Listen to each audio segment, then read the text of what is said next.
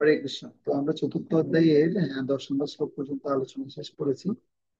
তো এই চতুর্থ অধ্যায়ের বিভাজন আমরা দেখেছি, আমরা 5টা ভাগে ভাগ করেছি চতুর্থ অধ্যায়কে। 1 থেকে 10 নম্বর শ্লোকে আমরা জেনেছি যে গত ক্লাস পর্যন্ত শ্রীকৃষ্ণ সম্বন্ধীয় জ্ঞান। আজকে আমরা আলোচনা করব যে চতুর্থ অধ্যায়ের 11 থেকে 15 নম্বর শ্লোকে, যেখানে দ্বিতীয় আহ দ্বিতীয় পরিচ্ছেদে আলোচনা রয়েছে চিন্ময় জ্ঞানের প্রয়োগ। হ্যাঁ, শ্রীকৃষ্ণ কিভাবে নিরপেক্ষভাবে প্রত্যেক জীবের কর্মফলে অনুমোদন করেন। তিনি কোনো পক্ষপাতিত্ব করেন না। জীবের পূর্বকৃত কর্মফল এবং বাসনা অনুসারে তিনি তার কর্মের ফল প্রদান করেন, এবং ভগবান কৃষ্ণকে জানবার মাধ্যমে জড়বন্ধন থেকে মুক্ত হওয়া যায় কিভাবে, সে বিষয় নিয়ে আমরা আলোচনা করব। এবং আজকে আমরা আরো কিছু বাড়তি শ্লোক আলোচনা করার চেষ্টা করব। চতুর্থ অধ্যায় 16 থেকে 24 নম্বর শ্লোকে যে তৃতীয় পরিচ্ছেদে বা তৃতীয় ভাগে আলোচনা হয়েছে, যেখানে জ্ঞান স্তরে সম্পাদিত কর্মের কথা বলা হচ্ছে। কর্ম কি সে সম্পর্কে আমাদের জানা, যেটা জানলে আমরা চিন্ময় জ্ঞান প্রয়োগ করে কৃষ্ণ সেবার উদ্দেশ্যে কর্ম করাকে অকর্ম বলে সেটা আমরা বুঝতে পারবো। এবং অকর্ম অর্থ ফল শূন্য কর্ম, সে অকর্মটার গুরুত্বটা কি এবং ওই কর্মের পরিশুদ্ধ স্তর কি, সেটা আমরা উপলব্ধি করতে পারবো 16 থেকে 24 নম্বর শ্লোকে আলোচনার মধ্যে। আমরা দেখি আমরা কতটুকু আলোচনা করতে পারি, এবং সর্বশেষে ওই কর্মকে জ্ঞান রূপে দেখা যায়, কিভাবে দেখা যায়, কৃষ্ণ কিভাবে ব্যাখ্যা করেছেন, সেটা আমরা বিস্তারিত আলোচনা শুনবো। তো এখন আমরা 11 নম্বর শ্লোক পড়বো আজকে। 11 নম্বর শ্লোক থেকে ক্রমান্বয়ে আমরা এর গুরুত্বগুলো বোঝার চেষ্টা করব। 11 নম্বর শ্লোকের যে বক্তব্য, এই বক্তব্যের আলোচনা বিভিন্ন সম্প্রদায় বিভিন্ন ভাবে ব্যাখ্যা করে থাকে। হ্যাঁ, আমরা যারা কৃষ্ণ ভাবনাময়ী আছি, আমরা ভগবত ভক্তি যোগ অনুশীলনে আমরা সেটা সেভাবে ব্যাখ্যা করছি। সকাম কর্মীরা একভাবে ব্যাখ্যা করছে, নিষ্কাম কর্মীরা একভাবে ব্যাখ্যা করছে, নির্বিশেষবাদীরা একভাবে ব্যক্ত করছে, যোগীরা একভাবে ব্যক্ত করছে। ভক্তরা পরম দর্শন করতে তারা আলোক প্রদান করছে।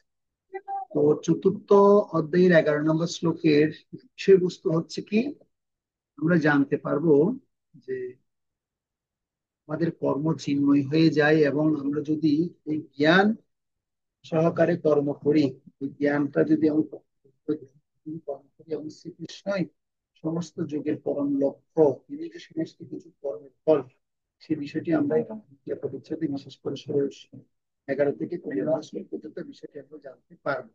এটা আমাদের কি হবে, অভিজ্ঞতাটা লাভ হবে। এবং এই 11 নম্বর শ্লোকে যেটা মূল বিষয়বস্তু আলোচনা হয়েছে, শ্রীকৃষ্ণ সম্বন্ধে শ্রবণ করে বহু বহু পূর্বে পরিশুদ্ধ হয়ে কৃষ্ণ প্রেম লাভ করেছিলেন অনেক ভক্ত। তারা কৃষ্ণ প্রেম লাভ করেছিলেন কারণ সেটাই ছিল তাদের একমাত্র বাসনা। কিন্তু যদি কেউ কৃষ্ণ প্রেম লাভের বাসনা না করে এবং অন্য কিছুর বাসনা নিয়ে তার আশ্রয় গ্রহণ করে, তবে তাদের পরিণতি কি হবে, এই 11 নম্বর শ্লোকে এই ধরনের জীবদের কৃষ্ণ কিভাবে কৃপা করে। হ্যাঁ, যারা কৃষ্ণকে প্রাপ্ত না হলো, যারা আহ প্রাপ্ত হতে পারেননি, তাদের কি গতি হবে সে সম্পর্কে ভগবান এই 11 নম্বর শ্লোকে এখন ব্যাখ্যা করে বলবেন। অর্থাৎ মানুষ বিভিন্ন পন্থা অবলম্বন করে বিভিন্ন বিষয় উপলব্ধি করছেন, করছেন না, বরং বিভিন্ন মাত্রায় কৃষ্ণেরই কি করছেন, তারা বিভিন্ন রূপ নিচ্ছেন। এক কথা আছে, মানুষ বিভিন্ন পন্থা অবলম্বন করে বিভিন্ন বিষয় উপলব্ধি করছেন, বরং বিভিন্ন মাত্রায় কৃষ্ণেরই বিভিন্ন রূপ তারা করছে। তো এখন আমরা 11 নম্বর শ্লোকটা পড়ি, তাহলে ভগবান কি বলতে চাইছে আমরা সেটা বুঝতে পারবো। সবাই দেখুন 11 নম্বর শ্লোক, প্রত্যেকে খুলুন 11 নম্বর শ্লোক, চতুর্থ অধ্যায় 11 নম্বর শ্লোক। আশা করি দেখতে পাচ্ছেন, স্ক্রিন শেয়ার করছি। যে যথা মাং প্রপদ্যন্তে তাংস্ততৈব ভজামহং, মম বর্তমানুবর্তন্তে মনুষ্য পার্থ সর্বশ। গৌরী মাতাজি অনুবাদ করুন তো। হরে কৃষ্ণ প্রভু। যারা যেভাবে আমার প্রতি আত্মসমর্পণ করে আমি তাদেরকে সেভাবে পুরস্কৃত করি। হে পার্থ, সকলে এই সর্বতোভাবে আমার পথ অনুসরণ করে। তাৎপর্যটা পড়ুন, একটু আস্তে আস্তে পড়ুন মাতাজি। সেনা সবাই তাৎপর্য বুঝতে পারে। জগদীশ্বর প্রপাত কি জয়। সকলেই বিভিন্ন দৃষ্টিকোণ থেকে শ্রীকৃষ্ণের অন্বেষণ করছে। পরমেশ্বর ভগবান শ্রীকৃষ্ণকে তার নির্বিশেষ ব্রহ্মজ্যোতি রূপে এবং অণুপরমাণু সহ সর্বভূতে বিরাজমান পরমাত্মা রূপে পূর্ণরূপে উপলব্ধি করা যায় না, কিন্তু তার শুদ্ধ ভক্তেরাই কেবল শ্রীকৃষ্ণকে পূর্ণরূপে উপলব্ধি করতে পারেন। সমস্ত তত্ত্ব অনুসন্ধানী সাধকের সাধারণ সাধনার বস্তু হচ্ছেন শ্রীকৃষ্ণ। তবে যে যেভাবে ভগবানকে পেতে চায় তার সিদ্ধিও হয় তেমন ভাবে। অপ্রাকৃত জগতেও ভগবান তার শুদ্ধ ভক্তের ভাবনা অনুযায়ী তাদের সঙ্গে ভাবের বিনিময় করে থাকেন। সেখানে কেউ শ্রীকৃষ্ণকে পরমেশ্বর জ্ঞানের সেবা করে, কেউ তাকে সখা বলে মনে করে খেলা করে, কেউ সন্তান বলে মনে করে স্নেহ করে, আবার কেউ পরম প্রিয় বলে মনে করে ভালোবাসে। ভগবানও তেমন তাদের বাসনা অনুযায়ী তাদের সকলের সঙ্গে লীলা খেলা করে তাদের ভালোবাসায় প্রতিদান দেন। জড়জগতেও তেমন বিভিন্ন লোক বিভিন্ন ভাবে ভজনা করে এবং ভগবানও তাদের ভাবনা অনুযায়ী তাদের সঙ্গে ভাবের বিনিময় করেন। ভগবানের শুদ্ধ ভক্তেরা অপ্রাকৃত জগতে এবং এই জড়জগতে ভগবানের সান্নিধ্য লাভ করেন এবং তার সেবায় নিয়োজিত হয়ে অপ্রাকৃত আনন্দ অনুভব করেন। যে সমস্ত নির্বিশেষবাদী তাদের আত্মার সত্তাকে বিনাশ করে দিয়ে আধ্যাত্মিক আত্মহত্যা করতে চায়, শ্রীকৃষ্ণ তাদের তার ব্রহ্মজ্যোতিতে আত্মসাৎ করে নেন। এই সমস্ত নির্বিশেষবাদীরা ভগবানের সচিদানন্দময় রূপ বিশ্বাস করে না, তাই তারা ভগবানের সান্নিধ্য লাভের আনন্দ উপলব্ধি করতে পারে না এবং পরিণামে তাদের ব্যক্তিগত সত্তার অনুভূতিও বিলুপ্ত হয়ে যায়। তাদের মধ্যে কেউ কেউ আবার ব্রহ্মেও বিলীন হয়ে যেতে পারে না। তারা এই জড়জগতে ফিরে এসে তাদের সুপ্ত ভোগবাসনা চরিতার্থ করে। তারা অপ্রাকৃত জগতে প্রবেশ করার অনুমতি পায় না, কিন্তু এই জগতে এসে আবার পবিত্র হবার সুযোগ পায়। যারা সকাম কর্মী, যজ্ঞেশ্বর রূপে ভগবান তাদের যাগযজ্ঞ অনুষ্ঠানের ফল প্রদান করেন এবং যে সমস্ত যোগী সিদ্ধি কামনা করে তিনি তাদের সেই ক্ষমতা প্রদান করেন। এভাবে আমরা দেখতে পাই সকলের সাধনার সিদ্ধি লাভ হয় ভগবানেরই করুণার ফলে এবং পরমার্থ সাধনের বিভিন্ন পন্থাগুলি হচ্ছে সেই একই মার্গের বিভিন্ন স্তর। তাই কৃষ্ণ ভাবনার চরম সিদ্ধির স্তরে অধিষ্ঠিত না হলে সমস্ত প্রচেষ্টাই সম্পূর্ণ অসম্পূর্ণ থেকে যায়। শ্রীমদ্ ভাগবতের দ্বিতীয় স্কন্ধের তৃতীয় অধ্যায়ের 10 নং শ্লোকে এই সম্বন্ধে বলা হয়েছে, অকাম সর্বকাম বা মোক্ষ কাম উদারোধি তীব্রেন ভক্তি যোগেন যজেত পুরুষম পরম। সর্বরকম কামনা রহিত ভক্তই হোক, সব রকম কামনা বিশিষ্ট যাজ্ঞিকই হোক বা মোক্ষকামী যোগী হোক না কেন, সকলেরই কর্তব্য হচ্ছে ভক্তিযোগের দ্বারা ভগবানের আরাধনা করা। হরে কৃষ্ণ। ধন্যবাদ মাতাজি। হ্যাঁ। তাহলে এই তাৎপর্যটা আমরা পড়লাম। এখানটাই তাৎপর্য থেকে তাহলে আমরা দেখতে পেলাম বিভিন্ন সম্প্রদায় বিভিন্ন ভাবে ব্যক্ত করেন এই শ্লোকের আসল বক্তব্য। তাহলে আমরা কি পাচ্ছি, আপনি কি খুঁজে বের করতে পারবেন এই শ্লোকে মূলত ভগবান কি বলতে চাইছেন? তো এখানে প্রকৃতপক্ষে কি বক্তব্য ভগবান বলতে চাইছেন ওপার তাৎপর্য স্পষ্ট করেছেন। তো আপনার এখান থেকে প্রকৃত বক্তব্যটা কি আসল বক্তব্যটা কি আপনারা দুই লাইনের মধ্যে আপনাদের বলতে হবে। কে বলতে পারবেন? দুটো লাইনে বলতে হবে, কে বলতে পারবেন?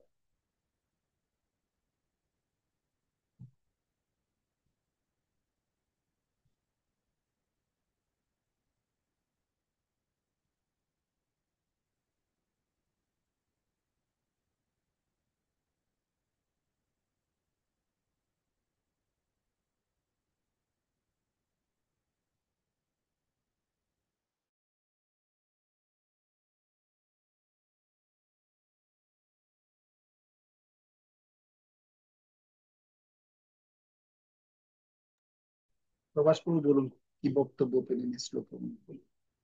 বলুন। হরে কৃষ্ণ প্রভু। হরে কৃষ্ণ, বলুন। কৃপা কৃপা করে যদি প্রশ্নটা একটু রিপিট করতেন। আচ্ছা ঠিক আছে, তাহলে আর আনসার করতে হবে না, মনোযোগ দিতে হবে ক্লাসে। বলছি এই শ্লোকের ভগবান প্রকৃতপক্ষে তিনি আহ, যে বক্তব্যটা বললেন, প্রকৃতপক্ষে এখানে আসল বক্তব্যটা কি সেটা বলতে দিচ্ছি। আমরা তাৎপর্যটা শুনলাম যে সকলেই সর্বতভাবে আমার পথ অনুসরণ। এই কথাটার অর্থটা কি? ভগবান বললেন যে সকলে সর্বতভাবে আমার পথ অনুসরণ করে, এই কথাটার অর্থটা কি? এটাই আমি জিজ্ঞাসা করছি। এই কথাটা একটু পড়ুন, একটু পড়ুন, অর্থ- আবার আবার একটু পড়ুন, পড়ে দেখে বলুন। তাৎপর্যটা একটু পড়বো। তাৎপর্যটা পড়বো হ্যাঁ, পড়বো। আবার সকলে তাৎপর্যটা পড়ুন, পড়ে আপনারা এটা বের করুন যে ভগবান বলছেন সকলেই সর্বতোভাবে আমার পথ অনুসরণ করে। এই কথাটার অর্থ কি? ঠিক এই আছে bro। শ্লোকের আসল বক্তব্যটা কি সেটা আপনি বের করে বলুন প্রত্যেকে।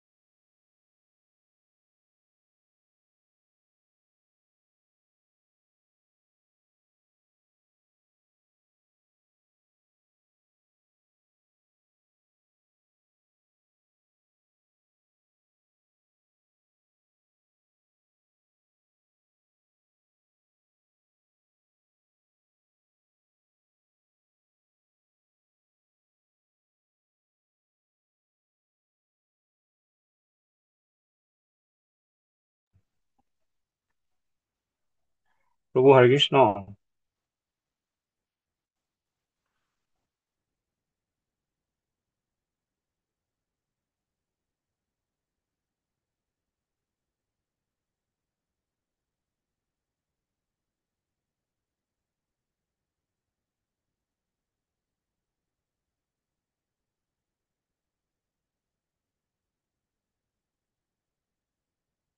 হরে কৃষ্ণ।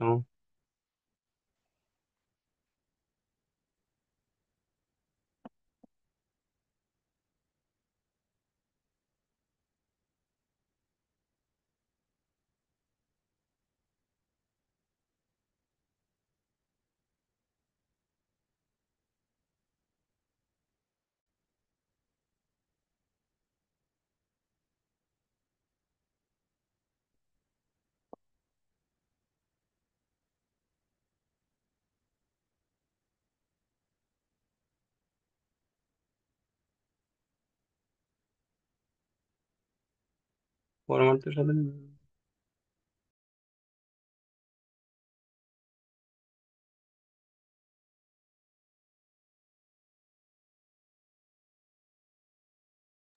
হরে কৃষ্ণ। পেয়েছেন ভক্তবৃন্দ, কিছু খুঁজে পেলেন?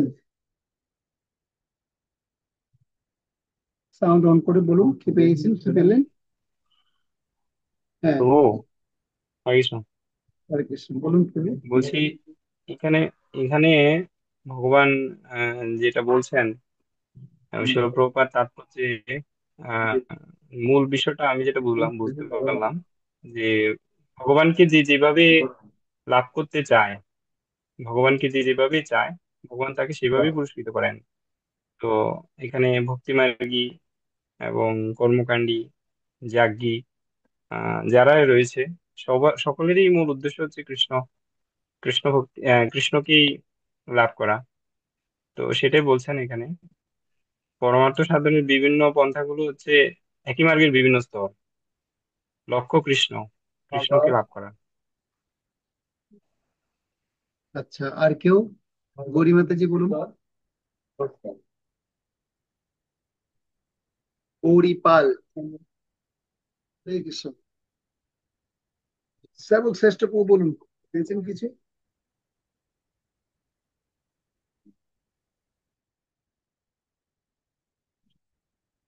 হরে কৃষ্ণ। সেবক শ্রেষ্ঠ কেউ কথা শোনা যাচ্ছে? কিন্তু হ্যাঁ আকাশ প্রভু, থেকে হরে কৃষ্ণ, পড়ে মনে দণ্ড হচ্ছে। প্রণাম। হ্যাঁ, হ্যাঁ ডাকছি প্রভু তো বলুন, তিনবার। শুনতে পাচ্ছি। হ্যাঁ সরি কি প্রভু। আপনি পড়লেন, পরে কিছু পেলেন কিছু শ্লোকে? স্যার, প্রভু এই শ্লোকটাতে হয়েছে, আপনি পড়েননি, বুঝে যাচ্ছে আপনি পড়েননি। ঠিক আছে, আপনি এখনো ক্লাসে ঢুকেছেন, বুঝে যাচ্ছে। আর কে বলতে চান এখানে ভিডিও অফ ভক্তবৃন্দদের মধ্যে, অফকারী ভক্তবৃন্দের মধ্যে কে বলতে চান? তো হ্যাঁ, হরিষ, ও বলুন। হ্যাঁ, তো এখানে যে বিষয়টা বলা হচ্ছে, ভগবান তো আসলে সর্বব্যাপ্ত। তো যে যেভাবে এই ভগবানকে মানে চাই, মানে কেউ যদি কর্মকাণ্ডে চাই সে সেবা পাবে, সে কেউ যদি জ্ঞান কাণ্ডে চায় সে সেবা পাবে, আর কেউ যদি ভক্তি কাণ্ডে চায় তাহলে সেভাবেই পাবে। মানে ভগবান মানে এখানে যে বলতে চাচ্ছে এটাই যে যে যেভাবে ভগবানকে কামনা করবে সে সেভাবে, মানে ওই অতটুকু সেই প্রাপ্ত হবে। কিভাবে ভগবানকে লাভ করতে পারেন, তাই তো? হুম হুম হুম। আচ্ছা, তাহলে এবার আমরা একটু ডিটেলস আলোচনা করতে আসি। এখানে মুখ্য যে আলোচনা করা হয়েছে, শ্রীকৃষ্ণের প্রকাশ পেতে প্রত্যেকেই, সবাই ভগবানকেই খুঁজছে। তো কাকে খুঁজছে? কৃষ্ণকেই সকলে খুঁজছে। আমাদের হচ্ছে, আমরা ভাগবতের একটা শ্লোক জানি, বদন্তি তত্ত্ব বিদস্তত্ত্বম জ্ঞানম অদ্বয়ম ব্রহ্মেতি পরমাত্মেতি ভগবান সর্বদা। অর্থাৎ পরম সত্যকে লাভ করার জন্য, উপলব্ধি করার জন্য তিনটা স্তর আছে। একটা হচ্ছে ব্রহ্ম স্তর, একটা পরমাত্মা স্তর, এবং একটা আরেকটা ভগবানের স্তর। তো কারা কৃষ্ণকে পূর্ণরূপে উপলব্ধি করতে পারে? কেবল শুদ্ধ ভক্তরাই ভগবানকে পূর্ণরূপে উপলব্ধি করতে পারে। তো শুদ্ধ ভক্তদের যে ভক্তির অনুশীলন, সেটার পর্যায়টা কি বলা হচ্ছে? কৃষ্ণের কৃষ্ণে প্রত্যেকের উপলব্ধির বিষয়। প্রত্যেকেই তাকে যেভাবে কামনা করছে সেভাবেই তাকে পরিতৃপ্ত করার জন্য চেষ্টা করছে, আর সেভাবে পেলেই পরিতৃপ্ত হয়ে যাচ্ছে। যে যেভাবেই ভজনা করছে তাকে সেভাবেই পরিতৃপ্ত করছেন ভগবান। যেমন বলা হচ্ছে, যারা ভক্ত, ভক্তরা ভগবানের পাঁচটি রসে আস্বাদন করেন। তো যদি বিস্তারিত ভাবে যদি বলতে যাই, যে যেভাবে আসক্ত, এই কথাটা অর্থ হচ্ছে তার সাথে ভগবান, আহ মানে যে ভক্ত ভগবানের সাথে যেভাবে প্রীতি বিনিময় করবেন, হ্যাঁ, ভগবান সেভাবে তাকে সেই প্রীতির আস্বাদন করা। হুম, বিভিন্ন রসের ভক্তের, যদি বলি আমরা শান্ত রস, শান্ত রসে কি হয়? বৃন্দাবনের পশু পাখিরা ভগবানকে শান্ত রসে তাকে ভালোবাসে, ভগবানও তাদেরকে আনন্দ বিধান করেন সেভাবে। দাস্য রসে চিত্রক, পত্রক, রক্তক, হ্যাঁ, এই সমস্ত ভক্তরা ভগবানকে দাস্য রূপে ভালোবাসেন, ভগবান তাদেরকে সেভাবে আনন্দ প্রদান করেন। সখ্য রসে, বৃন্দাবনের কথা যদি ভাবি, শ্রীদাম, সুদাম, বলরাম সহ সমস্ত সখ্য ভক্তবৃন্দরা ভগবানকে বন্ধুরূপে ভালোবাসে বা সখা রূপে ভালোবাসে, ভগবানের সেবা তাকে আনন্দ প্রদান করেন।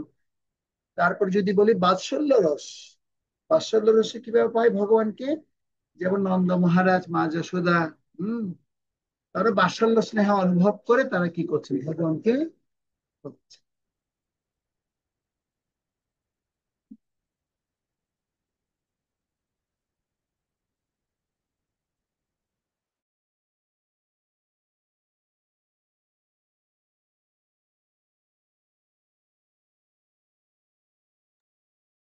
তো এভাবে কি করছে, ভগবানকে ভালোবাসছে। তার মানে বাৎসল্যের কথা বলা হলো, তাহলে শান্তের কথা বলা হলো, দাসের কথা বলা হলো, সত্যের কথা বলা হলো, এবার হচ্ছে মাধুর্য। মাধুর্য রূপে কি করছেন, গোপিকারা ভগবানকে মাধুর্য রসে ভালোবাসছেন। অর্থাৎ পাঁচটা রসের বিভিন্ন রসে ভাবেই ভগবানকে, ভক্তরা ভগবানকে পাঁচটা রসের, হ্যাঁ, বিভিন্ন যে যেটা চাই সেটাই ভগবানকে ভালোবাসে, ভগবান তাদেরকে সেভাবে আনন্দ প্রদান করছেন। তো এখন ব্যাপার হচ্ছে যে একটি আত্মার সাথে কৃষ্ণের সাথে শুধু একটি রসে আদান প্রদান হবে, এটা হচ্ছে মুখ্য আলোচ্য বিষয়। যে আপনি যে রসেই ভগবানকে ডাকবেন, ভগবান সেই রসটাই শুধু আপনি, এই নয় যে আপনাকে বাড়তি কোনো রস দিয়ে আপনাকে আবার বিভ্রান্ত করবে, তাই না। যে রসটাই আপনার পছন্দ, সেই রসটাই আপনাকে কি করবে, ভগবান প্রদান করবে। ঠিক আছে, সেজন্য এই বিষয়টা যদি উপলব্ধি করতে চাই তাহলে আমাদের অনন্য ভক্তি স্তরে উঠতে হবে। অনন্য ভক্তি স্তরে উঠা মানে হচ্ছে কেউ যদি 24 ঘন্টায় যদি ভগবানের সেবায় যদি নিয়োজিত থাকে, সে অনন্য ভক্তি স্তরে যখন উঠবে তখনই সে এই রসের সম্পর্কটা বুঝতে পারবে। সবাই কিন্তু বিষয়টা বুঝতে পারবে না, সেজন্য অনন্য ভক্তি স্তরটা অনেক গুরুত্বপূর্ণ বিষয়, যেকে বলা হচ্ছে ব্রহ্মভূত প্রসন্ন আত্মা নশচতি নখাঙ্কতি। সে ব্রহ্মভূত প্রসন্ন আত্মা যতক্ষণ পর্যন্ত আমি উঠতে পারবো না, মানসিক জল্পনা কল্পনা দিয়ে এই রস আমি আস্বাদন করতে পারবো না। এটা মানসিক জল্পনা কল্পনা না করে আমি কোন রসের দ্বারা প্রভাবিত সেটা আমি বলতে পারবো। এটা শুধুমাত্র কৃষ্ণের সাথে যে আমার যে সম্পর্ক, সেটা কৃষ্ণ আর আমি, শুধু আমি জানবো, শুধু এটা অন্য কেউ জানবে না। আমি কোন রসের দ্বারা প্রভাবিত সেটা শুধু কৃষ্ণের সাথেই আমিই জানতে পারবো। উদাহরণ ধরুন, একটা উদাহরণ দেওয়া হচ্ছে যে যে আপনি চিন্তা করছেন, কি চিন্তা করছেন, আপনি ভগবানকে, আপনি রাজকীয় ভাবে ভগবানের সেবা করছেন, কিন্তু রাজকীয় ঐশ্বর্য কোনো কিছুই আপনার নেই, কিন্তু আপনার হৃদয় মন প্রাণ দিয়ে আপনি রাজকীয় ভাবে ভগবানকে সাজাচ্ছেন। মানে ভগবানের সাথে আপনার সেই ঐশ্বর্য মণ্ডিত সেবা কিন্তু আপনি করছেন। হয়তো আপনি বাহ্যিক ভাবে করতে পারছেন না, কিন্তু অভ্যন্তরীণ ভাবে আপনি ভগবানের সেই ঐশ্বর্য মণ্ডিত সেবার সাথে খুব ভালো মতো কি আছেন, আপনি সম্পৃক্ত আছেন।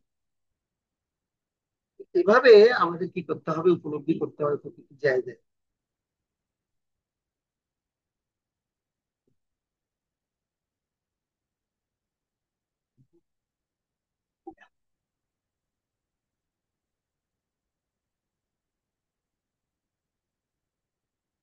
সেজন্য ভগবানকে ভালোবাসার, যদি কেউ ভক্তবৃন্দ যদি ভগবানকে ভালোবেসে থাকে, ভগবানকে মানুষ পাঁচটা মুখ্য রসে ভালোবাসেন।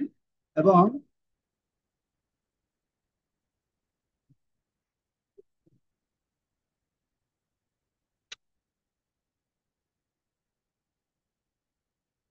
ভগবানকে আমরা মুখ্যত পাঁচটা রসে ভালোবাসি, আর গৌণত 7টা রসে ভালোবাসি।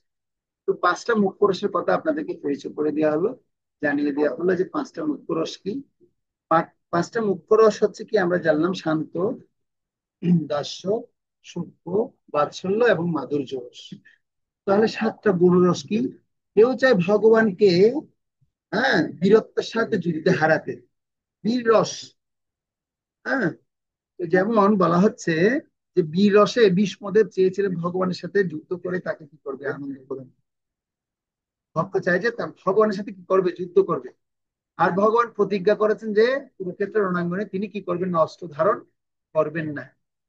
কিন্তু ভগবানের এই প্রতিজ্ঞা ভক্ত কি করেছেন, ভঙ্গ করেছেন। ভগবানের ভগবানের মানে এই যে প্রতিজ্ঞা, ভীষণ ভীষণ প্রতিজ্ঞা করেছেন ভগবান যে আমি যুদ্ধক্ষেত্রে কোনো অস্ত্র ধরবো না। কিন্তু ভীষ্মদেব তিনি চেয়েছেন যে না, আমি বীর রসে তো ভগবানকে ভালোবাসি, আমি ভগবানের বীর রস আমি দেখতে চাই। তার যুদ্ধক্ষেত্রে করার মনোভাব, যুদ্ধ করার মনোভাব রসে তিনি কেমন ভাবে তিনি আমার প্রতিপক্ষ হন সেটা আমি দেখতে চাই। ভগবান সেটা তিনি তার ভক্তের মনোবিলাস তিনি পূরণ করেন। ঠিক আছে, তো 7টা গৌণ রস রয়েছে। তো সে 7টা গৌণ রসের কথা যদি আমরা বলি, কেউ ভয়ে ভগবানকে ভালোবাসে, যেমন কংস। কংস ভয়ে ভগবানকে ভালোবেসছে। ঠিক আছে, এই নয় যে কংস কিন্তু কৃষ্ণ ভাবনাময় ছিল না, কংস কিন্তু কৃষ্ণ ভাবনাময় ছিল, তিনি আরো আমাদের থেকে বেশি কৃষ্ণ ভাবনাময় ছিল। তিনি চিন্তা করছেন কখন তিনি সে দেবকী সপ্তম গর্ভে সন্তান জন্মগ্রহণ করবে, কখন এসে আমাকে মারবে। যখন তিনি তার বাড়িতে সিঁড়ির উপর দিয়ে উঠতেন, 1 ধাপ 2 ধাপ 3 ধাপ 4 ধাপ এভাবে করে যখন 7 ধাপ আসতো, সাথে সাথে কৃষ্ণ কথা মনে পড়তো। কেন?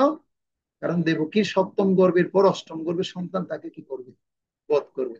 কারণ কৃষ্ণ এই বীর রসে, অর্থাৎ আহ বিশেষ করে আহ গৌণ রসে, ভয়ের ভয়ের একটা রস আছে ভগবানের। ভগবানকে ভয় রসে কংস ভালোবাসে। আর স্নেহ, স্নেহের কথা যদি বলি, আমরা উদাহরণ দেখতে পাই পঞ্চ পাণ্ডবরা। পঞ্চ পাণ্ডবরা ভগবানকে স্নেহ প্রণয় বশত তাকে কি করতেন? তাকে ভালোবাসতেন, অত্যন্ত স্নেহ করতেন কৃষ্ণকে। কৃষ্ণ তাদেরকে কত বিপদ থেকে তাদের উদ্ধার করেছিলেন।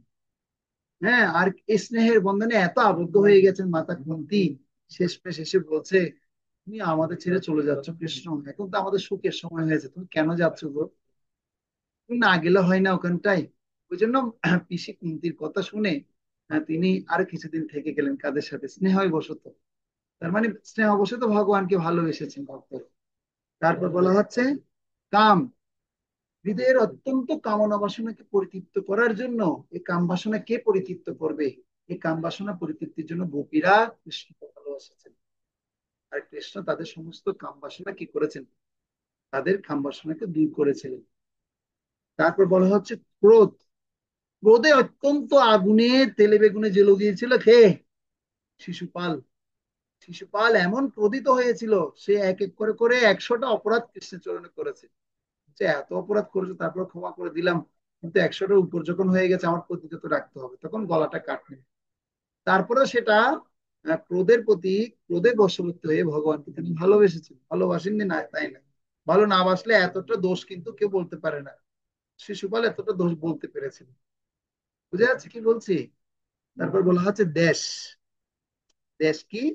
এই ক্রোধ দেশ দুটোই শিশুপালের উক্তি দিয়ে আমরা দেখতে পাই।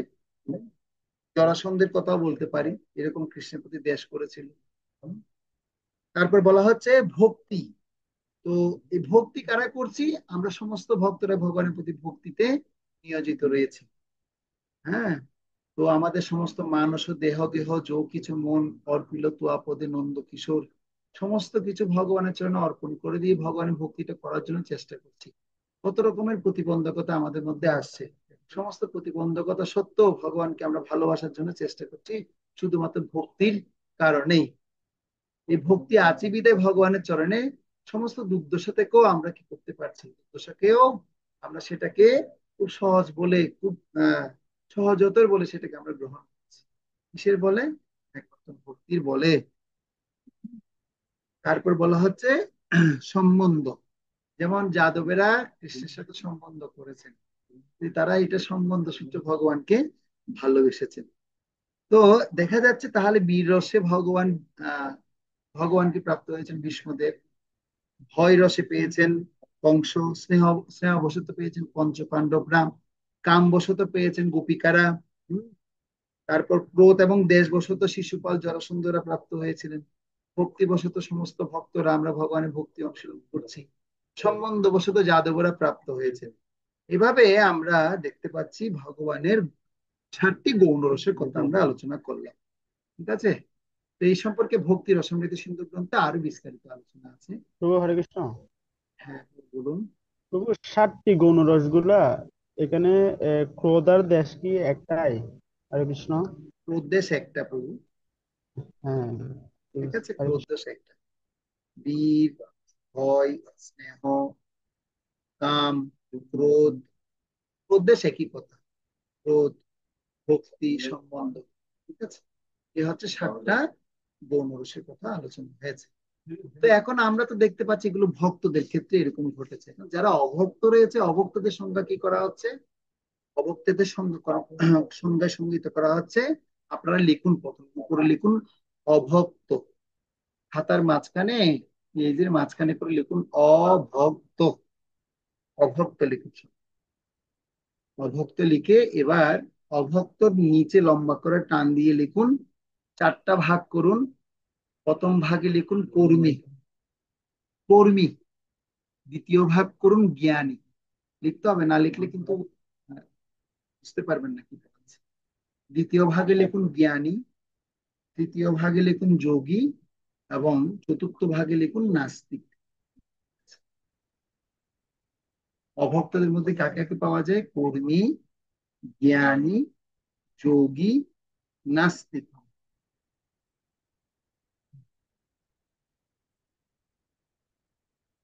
এবার লিখুন কর্মী কারা?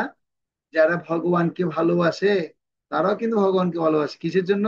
আমাকে একটু টাকা পয়সা, অর্থ, গাড়ি বাড়ি এগুলো দাও প্রভু। কর্মীরা এই জন্য পরিশ্রম করে ভগবানকে ডাকেন। কি জন্য ডাকেন? হরে কৃষ্ণ প্রভু, 3 নাম্বারটা কি? 3 নাম্বারটা যোগী, চার আচ্ছা, ঠিক নাম্বারটা আছে, হরে কৃষ্ণ। নাস্তিক। ঠিক আছে, লিখুন। ওকে, তাহলে প্রথম কর্মীর কথা বলছি। কর্মী সে কি করতে চায়? সে অর্থ লাভ বা স্বর্গ সুখভোগের জন্য সে কর্মীর মতো পরিশ্রম করে এবং ভগবানকে সে ডাকে। সে একটা ভগবানের একটা রস, এটা সে কর্মী রসে সে ভগবান কর্মী কি করছেন? সে ভগবানকে প্রাপ্তির জন্য ডাকছেন, ভগবান তাকেও সন্তুষ্ট করছেন। ভগবান ভক্তদের যেভাবে সন্তুষ্ট করেছেন, অভক্তদের তিনি সন্তুষ্ট করছেন। হ্যাঁ, তাকে সেভাবে অর্থ প্রদান করছেন, তাকে সেভাবে সুখ প্রদান করছেন, তাকে এইভাবে আপনার স্বর্গে তাকে নিবাস দিচ্ছেন ভগবান। হুম? যারা জ্ঞানী, জ্ঞানীদের মুখ্য রস হচ্ছে কি? তারা ব্রহ্মে বিলীন হয়ে যাবে। তো তারা ব্রহ্মে বিলীন হওয়ার জন্য ভগবানের কাছে প্রার্থনা করে। ভগবান তাদেরকেও সেভাবে কি করেন? তাদেরকেও সেভাবে তৃপ্ত করেন। যারা জ্ঞানী আছেন, ব্রহ্মে বিলীন হয়ে যেতে চান, তাদেরকে ভগবান কি করছেন? পরিতৃপ্তি প্রদান করছেন। তাহলে কর্মীর কথা জানলাম, অর্থ লাভ বা স্বর্গ সুখের জন্য করছেন, ভগবানকে ডাকছেন। জ্ঞানীরা ব্রহ্মে বিলীন হওয়ার জন্য ভগবানকে ডাকছেন। যোগীরা অষ্টসিদ্ধি লাভ করার জন্য তারা ভগবানকে ডাকছেন। অনিমা, লঘিমা, প্রকাম্য, প্রাপ্তি, সীতা, বসিতা, কামবশয়িতা, এদের অষ্টসিদ্ধি তারা প্রাপ্ত হওয়ার জন্য ভগবানকে তারা ডাকছেন। এবং বৈকুণ্ঠ লাভ তারা প্রাপ্ত হবেন, সেই আশায় ভগবানকে তারা আরাধনা করছেন। আর নাস্তিকরা, নাস্তিক মানে শব্দের অর্থ কি জানেন? নাস্তিক শব্দের অর্থ হচ্ছে তিনি ভগবান আছেন কিন্তু মানবেন না। এটা কিন্তু এক প্রকারের ভক্তি। ভগবান আছেন মানবেন না, এটা কিন্তু এক প্রকারের ভক্তি। তারা 24 ঘন্টায় কি করেন? হ্যাঁ, সবসময় তারা মানে ভগবান বিরূপ কোন কিছু আছে সেগুলো নিয়ে সেটা চিন্তা করেন। ভগবান তাদেরকেও আশীর্বাদ করছে, কি কথা বলছে, ঠিক আছে তুমি আমি আছি, মানতে না চাইছো কোনো অসুবিধা নেই, তারপরে তোমরা আমার আশীর্বাদ প্রাপ্ত হবে, তোমরা আমার ব্রহ্মে লীন হতে পারবে। তো আমরা ব্রহ্মজ্যোতিতে কি হতে পারবে? বিলীন হয়ে যাবে আর কি, অসুবিধার কিছুই নেই। তো ভগবান দেখা যাচ্ছে কি তিনি ভক্তদের যেভাবে কৃপা করছেন, এই 4 ধরনের অভক্তকেও ভগবান কৃপা আশীর্বাদ করছেন।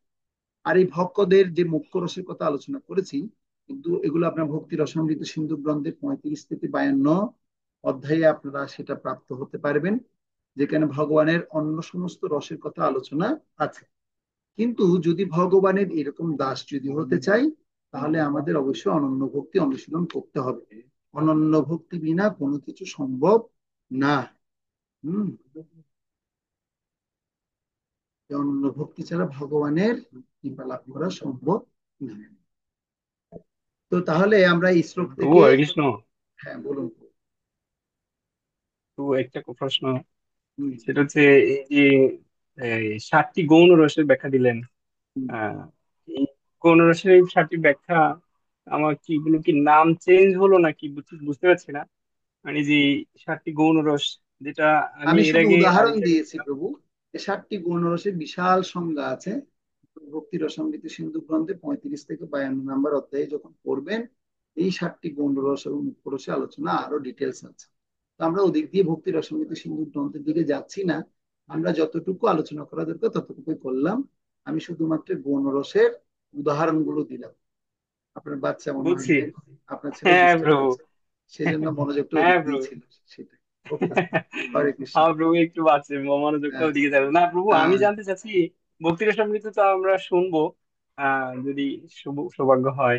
বলছিলাম যে 7টি গৌণ রস, ওই যে এইগুলোর কি নাম চেঞ্জ হলো নাকি? যেমন রুদ্র, করুণ, ভয়ানক, ভীত, হ্যাঁ, হ্যাঁ, এগুলোর অদ্ভুত, এগুলো বীভৎস। সহজ, সহজ নামটাই আপনাদেরকে এখানে উপস্থাপন। আচ্ছা আচ্ছা আচ্ছা আচ্ছা, ওটাই ঠিক বলতে আছে ঠিক চেয়েছেন আছে। না? হ্যাঁ, হ্যাঁ, ঠিক আছে, আপনার কথা ঠিক আছে, সহজ নামে ঠিক আছে, উপস্থাপন। ওকে, গুড। বুঝতে পারছি। আমি ওটা বলিনি অবশ্য, এটা সহজ ঠিক আছে, নামগুলোতে উপস্থাপন করা হয়েছে। ওকে, হরে কৃষ্ণ। বুঝতে পারছি। ঠিক আছে প্রভু, ধন্যবাদ। তো সেজন্য প্রত্যেক জীবাত্মা কৃষ্ণের সাথেই তো যুক্ত। তো এই হরে 6 কৃষ্ণ। ভাবে যুক্ত হওয়া যায়। হ্যাঁ প্রভু বলুন। তো এই যে নাস্তিকের যে বিষয়টা বলেছিলেন তো, হ্যাঁ। যে ভগবান আছে কিন্তু তারা মানে না, তাহলে হুম। তারপরেও মানে কিভাবে তারা সেটা মানে ভগবানের কৃপাটা কিভাবে পায়, মানে এই হ্যাঁ, বিষয়টা একটু কৃপাটা এখানে পায় একটু হচ্ছে ক্লিয়ার প্রভু করে। ভগবান যখন এই জগৎ যখন ধ্বংস করেন, তখন তিনি তার সমস্ত সৃষ্ট জীবকে তিনি তার দেহের মধ্যে লীন করে নেন। এই নয় যে তাদেরকে ছেড়ে দেন, সবাইকে তিনি কি করেন তার দেহের মধ্যে লীন করে নিয়ে যান। এটা হচ্ছে বিশেষ কাজ। বুঝে গেছে প্রভু? হ্যাঁ প্রভু। আচ্ছা। তো এবার মানে আমরা হ্যাঁ, এই যাবৎ পর্যন্ত প্রভু যতদিন লীন হচ্ছে না ততদিন পর্যন্ত তারা মানে কৃপাটা পাবে না তাহলে? হ্যাঁ, তারা কৃপাটা খুব কষ্ট হয়ে যাবে তাদের। এই জন্য ধ্বংস আচ্ছা না আচ্ছা। হওয়া পর্যন্ত তারা এইভাবেই পুনরায় জন্মগ্রহণ করবে, পুনর্মৃত্যুবরণ করবে, বিভিন্ন যোনিতে ভ্রমণ করবে, বিভিন্ন পশু যোনিতে যাবে, বিভিন্ন জীব যোনি ভ্রমণ করতে করতে করতে করতে করতে করতে আবার যদি সৌভাগ্য হয়ে যায় তাহলে তো আবার ভক্তি গৃহে জন্মগ্রহণ হয়ে যাবে, কোনো সাধুবর্গ যদি কৃপা করে দেয়। না হলে তারা এইভাবেই থাকবে এই জগতে। ভক্তদের জন্য সৌভাগ্য, যেটা অনন্য ভক্তি যদি আমরা অনুশীলন করি, ভগবানের সরাসরি প্রেমের মধ্যে আমরা যুক্ত থাকছি এবং যুক্ত হতে পারবো, ভগবত ধামে আমরা ফিরে যেতে পারবো। তো এখন ভগবান কৃষ্ণ এখন জানাবেন যে 4 ধরনের মানুষ ভগবানের শরণাগত হন না। এর 12 নম্বর শ্লোকে বলবে, 12 নম্বর শ্লোকে। আপনারা প্রত্যেকে দেখুন 12 নম্বর শ্লোক।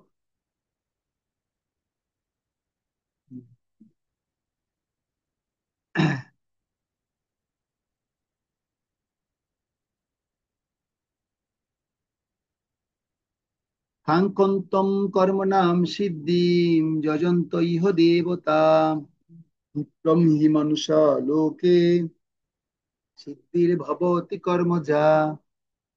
প্রবাস্তিত পড়ুন তো, আপনার ছেলেকেও পড়তে বলুন অনুবাদ। হ্যাঁ। ধন্যবাদ। এই জগতে মানুষেরা সকাম কর্মে সিদ্ধি কামনা করে এবং তাই তারা বিভিন্ন দেবদেবীর উপাসনা করে। সকাম কর্মের ফলে অবশ্যই অতি শীঘ্র লাভ হয়।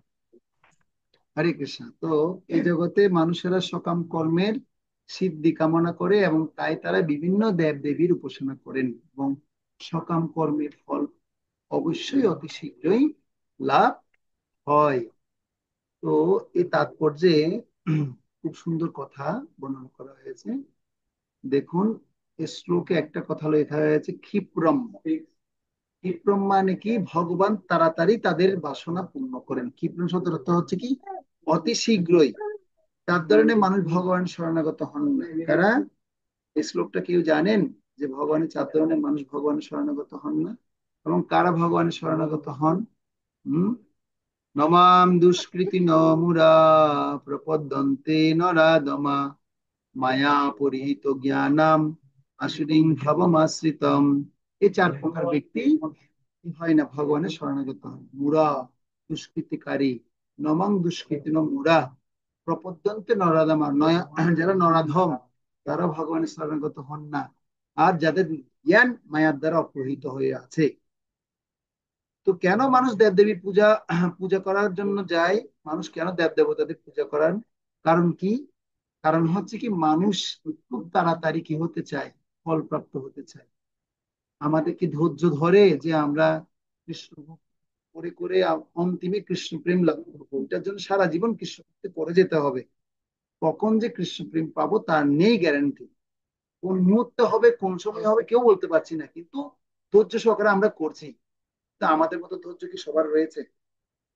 আমরা যে ধৈর্য বসে আছি, আমাদের ধৈর্য তো অনেক সময় কোলায় না।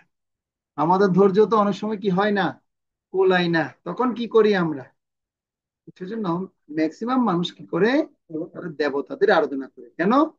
কেন দেবতাদের আরাধনা করছে? কারণ দেবতাদের পূজা করলে এই দেবতারা তাড়াতাড়ি কি করবেন? খাঙ্কন্ত কর্মনাম সিদ্ধিম যজন্ত ইহ দেবতা ক্ষিপ্রম হি মনুষ্য লোকে সিদ্ধির ভবতি কর্মজা। মানে এই জগতে মানুষেরা সকাম কর্মের সিদ্ধি কামনা করে, এবং তারা তারা তারা কি হয়? তাই তারা বিভিন্ন দেব দেবতার উপাসনা করে। কেন? তারা সকাম কর্মের ফল অবশ্যই অতি শীঘ্রই তারা লাভ করে। সেজন্য এই জড়জগতে দেব দেবীর সম্বন্ধে এই বিষয় আসক্ত লোকদের একটি ভ্রান্ত ধারণা আছে। অল্প বুদ্ধি সম্পন্ন বেশ কিছু লোক, যারা নিজেদের মহাপণ্ডিত বলে লোক ঠকায়, তারা এই সমস্ত দেব দেবীকে ভগবানের বিভিন্ন রূপ বলে মনে করে, এবং তাদের ভ্রান্ত প্রচারের ফলে জনসাধারণ সেই কথা সত্য বলে মনে করে। প্রকৃতপক্ষে এই সমস্ত দেবদেবী ভগবানের বিভিন্ন রূপ নন, তারা হচ্ছেন ভগবানের বিভিন্ন অংশ। ভগবান হচ্ছেন এক, আর অবিচ্ছেদ্য অংশরা হচ্ছে বহু। বেদে বলা হয়েছে নিত্য নিত্য নাম, ভগবান হচ্ছেন এক এবং অদ্বিতীয়, ঈশ্বর পরম কৃষ্ণ, ভগবান শ্রীকৃষ্ণ হচ্ছেন পরমেশ্বর। বিভিন্ন দেবদেবী হচ্ছেন শক্তিপ্রাপ্ত, যাতে তারা এই জগৎকে পরিচালনা করতে পারেন। এই সমস্ত দেবদেবী হচ্ছেন জড়জগতের বিভিন্ন শক্তি সম্পন্ন জীব, নিত্য আনাম, তাই তারা কোনো অবস্থাতেই ভগবানের সমকক্ষ হতে পারেন না। যে মনে করে যে শ্রীকৃষ্ণ, শ্রী বিষ্ণু, শ্রী নারায়ণ এবং বিভিন্ন দেবদেবী একই পর্যায়ভুক্ত, তার কোন রকম শাস্ত্র জ্ঞান নেই, তাকে বলা হয় নাস্তিক বা পাষণ্ড। এমনকি দেবাদিদেব, মহাদেব এবং আদি পিতামহ ব্রহ্মাকেও ভগবানের সাথে তুলনা করা চলে না। প্রকৃতপক্ষে শিব, ব্রহ্মা আদি দেবতারা নিরন্তর ভগবানের সেবা করেন। শিব বিরিঞ্চি নূতম। কিন্তু তা সত্ত্বেও মানব সমাজে অনেক নেতা আছে যাদেরকে মূর্খ লোকেরা ভগবানের নরত্ব আরোপ এবং ভ্রান্ত ধারণা বশবর্তী হয়ে অবতার জ্ঞানে পূজা করেন। ইহ দেবতা বলতে এখানে জড়জগতের কোন শক্তিশালী মানুষকে অথবা দেবতাকে বোঝায়। কিন্তু ভগবান নারায়ণ, শ্রী বিষ্ণু বা শ্রীকৃষ্ণ হচ্ছেন পরমেশ্বর। তিনি এই জড়জগতে তত্ত্ব নন, তিনি জড়জগতের অতীত চিন্ময় জগতে অবস্থান করেন। এমনকি মায়াবাদী দর্শনের প্রণেতা শ্রীপাদ শঙ্করাচার্য বলে গেছেন নারায়ণ অথবা কৃষ্ণ হচ্ছেন এই জড়জগতের অতীত। কিন্তু মূর্খ লোকেরা হিত জ্ঞানা, তা সত্ত্বেও তাৎকালিক ফল লাভ করার আশায় বিভিন্ন জড়দেব দেবীর পূজা করে চলে। এই সমস্ত মূর্খ লোকগুলি বুঝতে পারে না বিভিন্ন দেব দেবীকে পূজা করার ফলে যে ফল লাভ হয় তা অনিত্য। যে প্রকৃত বুদ্ধিমান তিনি ভগবানেরই সেবা করেন। উচ্চ অনিত্য লাভের জন্য বিভিন্ন দেব দেবীকে পূজা করা নিষ্প্রয়োজন। জরা প্রকৃতির বিনাশের সঙ্গে সঙ্গে এই সমস্ত দেবদেবী, তাদের উপাসকেরা, দেবদেবী দেবদেবী এবং তাদের উপাসকেরা ধ্বংসপ্রাপ্ত হবে। দেবদেবীদের দেয়া বড় হচ্ছে জড় ও অনিত্য। জড়জগৎ, জড়জগতের বাসিন্দা এমনকি বিভিন্ন দেবদেবী, তাদের উপাসকেরা সকলেই হচ্ছে মহাজাগতিক সমুদ্রের বুদ্বুদ। কিন্তু তা সত্ত্বেও এই জগতে মানব সমাজ ভূসম্পত্তি, পরিবার পরিজন, ভোগের সামগ্রী আদি অনিত্য জড় ঐশ্বর্য লাভের আশায় উন্মাদ। এই প্রকার অনিত্য বস্তু লাভের জন্য মানুষেরা মানব সমাজে বিভিন্ন দেবদেবী অথবা শক্তিশালী কোনো ব্যক্তির পূজা করে। কোন রাজনৈতিক নেতাকে পূজা করে যদি ক্ষমতা লাভ করা যায়, সেটিকে তারা পরম প্রাপ্তি বলে মনে করে। তাই তারা সকলেই তথাকথিত নেতাদের দণ্ডবোধ প্রণাম করছে এবং তার ফলে তাদের কাছ থেকে ছোটখাটো কিছু আশীর্বাদও লাভ করছে। এই সমস্ত মূর্খ লোকেরা জড়জগতের দুঃখ কষ্ট থেকে চিরকালের জন্য জড়জগতের দুঃখ কষ্ট থেকে চিরকালের জন্য মুক্ত হওয়ার জন্য ভগবান শরণাগত হতে আগ্রহী নয়। পক্ষান্তরে সকলেই তাদের ইন্দ্রিয় তৃপ্তি সাধন করবার জন্য ব্যস্ত এবং তুচ্ছ একটু ইন্দ্রিয় সুখ ভোগের জন্য এরা দেবদেবী নামক বিশেষ ক্ষমতাপ্রাপ্ত জীবদের আরাধনার প্রতি আকর্ষিত হয়। এই শ্লোক থেকে বোঝা যায় খুব কম মানুষই ভগবান শ্রীকৃষ্ণের চরণে শরণাগত হয়। অধিকাংশ মানুষই সর্বক্ষণ চিন্তা করছে কিভাবে আরো একটু বেশি ইন্দ্রিয় সুখ ভোগ করা যায়। আর আর এই সমস্ত ভোগ বাসনা চরিতার্থ করবার জন্য তারা বিভিন্ন দেবদেবীর দুয়ারে ধর্ণা দিয়ে এটা দাও ওটা দাও এবং কাঙ্গালপনা করে তাদের সঙ্গে নষ্ট করছে। আপনারা কি বুঝতে পারলেন কি বলেছে তাৎপর্যটা? মনোযোগ দিয়ে শুনেছেন তো সবাই? তো যারা কারা দেব দেবতা আরাধনা করছে আর ভক্তরা কারা, সেজন্য ভক্ত সংখ্যা হচ্ছে খুবই কম। সবাই ভগবানের ভক্ত হতে পারবে না, কৃষ্ণের ভক্ত সবাই করতে পারবে না। কারণ এই জড়জগতে মানুষ খুব দ্রুত কিছু ফল প্রাপ্ত হতে চায়। কিন্তু কৃষ্ণের ভক্তি যারা করবে, যারা অন্য ভক্তি অনুশীলন করবে, তারা এরকম ফলের কোনো কিছু আশা করে না। তো সেজন্য ভগবানের ভক্তরা কখনো না, তারা ফলের আশা করে ভগবানকে তারা ডাকে না। যদি ভুলক্রমে ডেকেও ফেলে, তথাপি তারা আবার অনুশোচনা ভোগ করে, হ্যাঁ হ্যাঁ ভগবান কেন যে ডাকলাম, কেন যে চাইলাম। যেমন ধ্রুব মহারাজ, ধ্রুব মহারাজ ভগবান কাছ থেকে ভুলবশত চেয়ে ফেলেছে, জানতো না। আমি আমার বাবা থেকে বড় পথ আমি পেতে চাই, তুমি আমাকে সেটাই জন্য আমাকে দাও, এই জন্যই তোমাকে ডাকছি। আর ডেকে যখন তারা ভগবানকে পেয়ে গেছেন, হায় হায় ভগবান কি করলাম, বলছে ধ্রুব মহারাজ বলো তুমি কি চাও, বলো ধ্রুব। বলছে প্রভু আমি তো এখন আর কিছু চাই না, এসেছিলাম তো কাজ খুঁজতে, কিন্তু পেয়ে গেছি তো হীরা। কি পেয়ে গেছি? হীরা পেয়ে গেছি প্রভু, এই জন্য আমার আর কিছু আমার চাই না প্রভু, আমার আর কিছুর দরকার আমার নেই। তো এখানে মুখ্য আলোচনার বিষয় হচ্ছে যে ভগবানের ভক্তরা তারা তারা কিছু এই ধরনের কিছু তারা চায় না। তারা কি চায়? তারা ভগবানের সেবায় নিয়োজিত হতে চায়। এই জন্য যারা ক্ষিপ্রম মানে তাড়াতাড়ি, যারা কামনা বাসনা পূরণ করার জন্য যারা দেব দেবতাদের আরাধনা করে, তাদের জ্ঞান হচ্ছে অল্প বুদ্ধি সম্পন্ন। ঠিক আছে? তো এই তাহলে আমরা বুঝতে পারলাম যে এখানে প্রভুপাদের যে তাৎপর্য, শক্তিশালী তাৎপর্য, এই তাৎপর্যটা আপনারা আবার বাড়িতে বসে বসে পড়বেন। এটা আরো অনেক গুরুত্বপূর্ণ ভাবে আপনারা উপলব্ধি করতে পারবেন। ঠিক আছে? যখনই আমাদের হৃদয়ের মধ্যে এরকম ভোগ বাসনা আসবে, ইহ দেবতা যে সমস্ত দেব দেবতারা আরাধনা করার জন্য অনেক বেশি ভোগ বাসনা জন্মাবে, সেটাতে তাৎপর্যটা পড়বেন আপনারা ভক্তরা, তাহলে আস্তে আস্তে সেই বাসনাটা কি হয়ে যাবে? নিবৃত্ত হয়ে যাবে, আর প্রবৃত্তি বাড়বে না। ঠিক আছে? তো তাহলে এই প্রসঙ্গে আমরা কেন শরণাগত হই না, এই প্রসঙ্গ দিয়ে, হ্যাঁ, এই যে বিষয়টা কি হলো, শেষ হলো। তাহলে মুখ্য আলোচনায় আমরা এখন যদি দেখতে পাই যে ভগবানকে যদি আমরা নিষ্কাম ভাবে যদি আরাধনা করি, হ্যাঁ, তাহলে নিষ্কাম আরাধনা, আরাধক বা সাধক কিন্তু অনেক বেশি হবে না, অল্প পরিমাণে হবে। হম। মনুষ্যানাম সহস্রেষু কশ্চিৎ যততে সিদ্ধায় সিদ্ধানাম অপি যততাম। এই সহস্র মানুষের মধ্যে কদাচিৎ কেউ একজন ভগবানের ভক্তি করবে। সবাই ভগবানের ভক্ত হতে পারবে না, কৃষ্ণের ভক্ত হতে পারবে না। কৃষ্ণ ভক্ত অত্যন্ত দুর্লভ। কেন দুর্লভ? সে হতে কৃষ্ণ ভক্ত নিষ্কাম, অতএব সে শান্ত। আর যারা কামনা বাসনা রয়েছে দেব দেবীর ভক্তরা, তারা সবাই অশান্ত। সেজন্য যারা কৃষ্ণ ভক্তি আমরা হচ্ছি, হওয়ার জন্য অনুশীলন করছি, আমাদের অবশ্যই নিষ্কাম অনুশীলনটা আস্তে আস্তে বাড়াতে হবে। এবার আমরা 13 নম্বর শ্লোক দেখবো। ভগবান এখন গুণের কথা বলবেন এবং কর্ম অনুসারে ভগবান কি করেছেন, তিনি এই গুণ এবং কর্ম অনুসারে,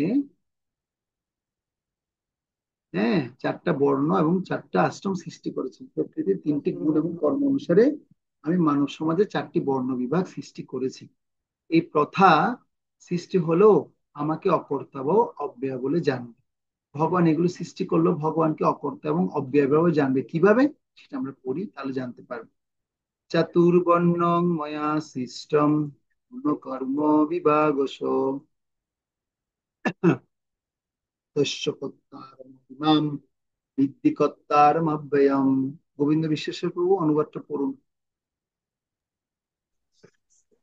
তো হরিষ, হরে কৃষ্ণ। প্রকৃতির 3টি গুণ ও তাদের সঙ্গে সংযুক্ত কর্ম অনুসারে আমি মানব সমাজে 4টি বর্ণের সৃষ্টি করেছি। আমি এই প্রথার স্রষ্টা হলেও আমাকে অকর্তা এবং অব্যয় বলে জানবে। তাহলে আমরা এই 4টা বর্ণ এবং 4টা আশ্রমের কথা শুনেছি। সত্যগুণ, রজগুণ, তমগুণ। এই 3টে গুণকে যদি আমরা হিসেব করি, সত্যগুণে কারা থাকেন? সত্যগুণে ব্রাহ্মণরা থাকেন। আর রজগুণে কারা থাকেন? রজগুণে ক্ষত্রিয়রা থাকেন। আর রজ এবং তমগুণে মিশ্রিত হয়ে কারা থাকেন? বৈশ্যরা থাকেন। আর সর্বশেষ হচ্ছে কি তমগুণ। তমগুণে কারা থাকেন? শূদ্ররা থাকেন। তো বলা হচ্ছে যে 4টা আশ্রমের কথা যদি বলি, ব্রহ্মচর্য আশ্রম কত থেকে কত বছর? আমরা দেখতে পাই প্রথম বছর থেকে 25 বছর অবধি ব্রহ্মচর্য আশ্রম। তারপর কেউ যদি চায়, সেই ব্রহ্মচারী, তিনি যদি চান পূর্বান ব্রহ্মচারী থাকবে, আজীবন ব্রহ্মচর্য থাকতে চায়, তাহলে তিনি আজীবন থাকতে পারেন। অন্যথায় তিনি যদি চান আমি গৃহস্থ আশ্রমে যাব, তো 25 বছর পর 26 থেকে 50 বছর তিনি গৃহস্থ আশ্রমে থাকবেন। তাকে বলা হচ্ছে গৃহস্থ আশ্রম। এবং তৃতীয়ত হচ্ছে কি বানপ্রস্থ আশ্রম, মানে 50 শুদ্ধ যখন হয়ে যাবে, 50 শুদ্ধ বনে গমে, যে যে অবস্থায় থাকুক না কেন বনে আপনার গমন করতেই হবে, সেটা মানসিক ভাবে হোক, শারীরিক ভাবে হোক, আর শারীরিক মানসিক উভয় ভাবে হোক। ঠিক আছে? তো বলা হচ্ছে যে আহ এই বানপ্রস্থ ধর্ম আপনার অনুশীলন করা কর্তব্য। এবং চতুর্থত হচ্ছে যখন বানপ্রস্থিত অবস্থা গ্রহণ করার পর চেতনা যখন অত্যন্ত উন্নত হবে তখন তিনি সন্ন্যাস স্তরে পৌঁছাতে পারেন। এরকম প্রশ্ন আসতে পারে, প্রভু এই চারটা বর্ণ এবং আশ্রম কি সমস্ত প্রভু মাতাজি সবার জন্য? তো আনসার হচ্ছে হ্যাঁ, সবার জন্য। কিন্তু মাতাজিদের ক্ষেত্রে বানপ্রস্থি হিসাবটা কেমন হবে? তারা গৃহে থেকে তারা এইভাবে চেতনাকে উন্মেষ করবে, চেতনাকে উন্নত করবে। উন্নত করতে করতে তাদেরও এরকম শুদ্ধ চেতনা এবং শুদ্ধ বাসনা তারা সন্ন্যাসের মধ্যে তারা তৈরি করবে। কিন্তু আবার আলাদাভাবে তারা সন্ন্যাস আশ্রম গ্রহণ করবে তাই নয়, তাদের জন্য সে বিধানটা দেওয়া হয়নি। কারণ তাদের শারীরিক যে গঠন রয়েছে সে গঠন অনুসারে তারা সেরকম আশ্রমে যেতে পারবে না। সেজন্য তাদেরকে গৃহে থেকেই কি করতে হবে? ভগবানের অনন্য ভক্তিযোগ অনুশীলন করতে হবে। এ হচ্ছে নীতি। এই নীতি আমাদের প্রত্যেকেরই কি করা উচিত? জানা উচিত। তো ব্রাহ্মণ তিনি কি করবেন? তিনি সত্যগুণী ব্রাহ্মণের জন্য চারটা আশ্রমে অনুমোদিত রয়েছে। ক্ষত্রিয়দের জন্য রজগুণী দ্বারা পরিচালিত, তাদের জন্য ব্রহ্মচর্য, গৃহস্থ এবং বানপ্রস্থ পর্যন্ত তাদের অনুমতি রয়েছে, তাদের সন্ন্যাসের অনুমতি নেই। ভালো করে মনোযোগ দিয়ে শুনুন। যিনি ব্রাহ্মণ, ব্রাহ্মণের জন্য তিনি যেহেতু সত্যগুণে ব্রাহ্মণদের জন্য চারটা আশ্রমে অনুমোদিত রয়েছে। আর ক্ষত্রিয়দের জন্য তাদের জন্য তিনটা আশ্রম, কি কি? ব্রহ্মচর্য, গৃহস্থ এবং বানপ্রস্থ। কিন্তু তারা সন্ন্যাস গ্রহণের জন্য প্রযোজ্য নয়। যারা বৈশ্য রয়েছে বৈশ্যদের জন্য দুটো আশ্রম, ব্রহ্মচর্য এবং গৃহস্থ আশ্রম। এবং যারা শূদ্র রয়েছেন তাদের জন্য, তারা যেহেতু তমগুণী, তাদের জন্য শুধুমাত্র গৃহস্থ আশ্রমেই বেটার। আর কোনো আশ্রম তারা যেতে পারবে না। কেন যেতে পারবে না? তাদের তাদের মেধা স্থিতি মনোভাবটা তাই সেই আশ্রম পর্যন্তই, আর উন্নত অবস্থায় তারা যেতে পারবে না। সেজন্য শিল প্রভুপাদ চেয়েছেন যে আমাদের সোসাইটি সবাই যেন আস্তে আস্তে কৃষ্ণানন্দকে অনুশীলন করে করে তমগুণ আর রজগুণ থেকে ঊর্ধ্বে উঠে সত্যগুণে আসতে হবে। আর সত্যগুণে যখন আসবে তখন তার ব্রাহ্মীণ গুণ, ব্রাহ্মণিক্যাল গুণ তার মধ্যে প্রকাশিত হবে। এই ব্রাহ্মণ গুণ যখন বৃদ্ধি পাবে তখন তিনি কি হবেন? তিনি এই চারটা আশ্রমে অনুমোদিত হবেন। এই জন্য আমাদের প্রত্যেককেই অনুশীলন করতে বলছে। এখন তো আমরা কেউ ব্রাহ্মণও না, ক্ষত্রিয় না, বৈশ্যও না, তাহলে আমরা সবাই শূদ্র। বলো শূদ্র সম্ভব? তো আমরা যদি শূদ্রের মতো আচরণ যদি করি তার মানে তো শূদ্র অবস্থায় আছি। তো সেজন্য ছিল প্রভুপাদের অশেষ কৃপার ফলে আমরা অন্তত পক্ষে শূদ্র হলো এখন ব্রাহ্মণের পৈতা ঝুলাতে পেরেছি। শূদ্র হলো কি হয়েছে? ব্রাহ্মণের পোঁতাটা ঝুলতে পেরেছে। ব্রাহ্মণের পোঁতা এখন গলার মধ্যে ঝুলছে। কেন ঝুলছে? কিসের প্রভাবে ঝুলছে? সেটা কৃষ্ণ ভক্তি অনুশীলনের ফলে ভগবত ভক্তরা, ভগবানের ভক্তরা তারা কৃপা অশেষ প্রদান করার ফলে তারা বুঝতে পারছেন যে না, এই ব্যক্তিটা কৃষ্ণ ভক্তি অনুসরণ করছেন, তিনি আস্তে আস্তে ব্রাহ্মণ স্তরে যাওয়ার জন্য যোগ্য আছেন, তাকে আমরা ব্রাহ্মণ দীক্ষা দিতে পারি। এই না যে ব্রাহ্মণ দীক্ষা পেয়ে গেছি মানে ব্রাহ্মণ হয়ে গেছি তাই না, এটা অনুশীলন করতে বলছে আমাদের। তো ঠিক তেমনি আমরা যারা ইসকনে যারা ভক্তরা আছি অনেক সময় না বুঝে আমরা ব্রাহ্মণ দীক্ষার জন্য লাফালাফি করি। আমরা ভক্তি শাস্ত্রী কোর্সের প্রথম দিকে আমরা বলি যে আপনারা কারা কারা ব্রাহ্মণ দীক্ষা নেওয়ার জন্য ভক্তি শাস্ত্রী করছেন, হাত তুলুন। তো ম্যাক্সিমাম দেখি হাত তুলেন তারা ব্রাহ্মণ দীক্ষা নেওয়ার জন্য ভক্তি শাস্ত্রের সার্টিফিকেটটা দরকার। ভক্তি শাস্ত্র সার্টিফিকেট না হলে তো সেই ব্রাহ্মণ দীক্ষা পাবেন। তো এখনো বলছি কারা কারা ব্রাহ্মণ দীক্ষা পাওয়ার জন্য ভক্তি শাস্ত্রী করছেন দেখি হাত তুলুন। কারা কারা আছেন হাত তুলুন। নেই আপনারা কেউ ব্রাহ্মণ দীক্ষা পাওয়ার জন্য? নেই? ওই যে হ্যাঁ, অপর্ণা শাহ মাতাজি হাত তুলেছে, ওই ব্রাহ্মণ দীক্ষাটা দরকার আছে ওনার। পদ্মাবতী মাতাজিও হাত তুলেছে, তার ব্রাহ্মণ দীক্ষাটা দরকার আছে। তো প্রকৃতপক্ষে ব্রাহ্মণ দীক্ষাটা মুখ্য বিষয় নেই। মুখ্য বিষয় হচ্ছে আপনি কি চেতনায় আছেন। আপনি ব্রাহ্মণে পৈতা ঝুলিয়েও যদি শূদ্রের মতো বৈশ্যের মতো যদি কাজ করেন তাহলে কি আপনি ব্রাহ্মণ স্তরে আছেন? রজ তমগুণী কাজের সাথে যদি যুক্ত থাকেন অহরত্র, তাহলে কি আপনি ব্রাহ্মণে পৈতা ঝুলিয়ে লাভ আছে? লাভ আছে কি? ব্রাহ্মণ গায়ত্রী মন্ত্র প্রাপ্ত হয়ে লাভ আছে? লাভ। সেজন্য শূদ্র শূদ্র থেকে আস্তে আস্তে আমাদের কি হতে হবে? বৈশ্য স্তরে, বৈশ্য থেকে আস্তে আস্তে ক্ষত্রিয় গুণে, ক্ষত্রিয় থেকে আস্তে আস্তে ব্রাহ্মণ গুণে আসতে হবে। নিয়মটা তাই। তমগুণ থেকে আস্তে আস্তে রজগুণে, রজগুণ থেকে আস্তে আস্তে সত্য গুণে আসতে হবে। প্রভুপাদ তাই বলছেন। সেজন্য সেটা আমাদের খুবই দরকার। নিজ নিজ পেশায় থেকে যেন ভগবানকে লাভ করতে পারেন, এই জন্য ভগবান তিনি আমাদের জন্য এই আশ্রম তৈরি করেছেন। তো আমাদের যে আশ্রম সেটাকে বলা হয় কৃষ্ণ ভাবনাময় বর্ণাশ্রম ধর্ম। কি আশ্রম ধর্ম বলা হচ্ছে? কৃষ্ণ ভাবনাময় বর্ণাশ্রম ধর্ম। যদি আমরা বলি আমাদের স্বধর্ম কি হয়, স্বধর্মকে বিভাগে ভাগ করা হয়েছে, একটা হচ্ছে দেহগত ধর্ম আর একটা হচ্ছে আত্মাগত ধর্ম। দেহগত ধর্মকে বলা হচ্ছে বর্ণাশ্রম ধর্ম, আর আত্মাগত ধর্মকে বলা হচ্ছে তিনি সরাসরি কি করবেন, যেটা আমরা দ্বিতীয় অধ্যায়ে পড়ে এসেছিলাম, মনে আছে কিনা জানি না আপনাদের। এই আত্মাগত ধর্ম, তিনি শুধুমাত্র আত্ম উপলব্ধি করার জন্য তিনি প্রয়াসী, আর কোনো কিছু না। কিন্তু আমরা তো আত্ম উপলব্ধি করার জন্য প্রয়াসী নেই, আমাদের তো দেহাসক্তি থেকেই গেছে, আছে কি নেই? বিষয়াবিনিবর্তন্তে নিরাহারস্য দেহিন রসবর্জন রসপ্রিয় পরম দৃশ্য নিবর্ততে। এই বিষয়ে আসক্তি ছাড়তে চাই, তথাপি বিষয় আসক্তি থেকেই যায়। দেহাসক্তি আছে।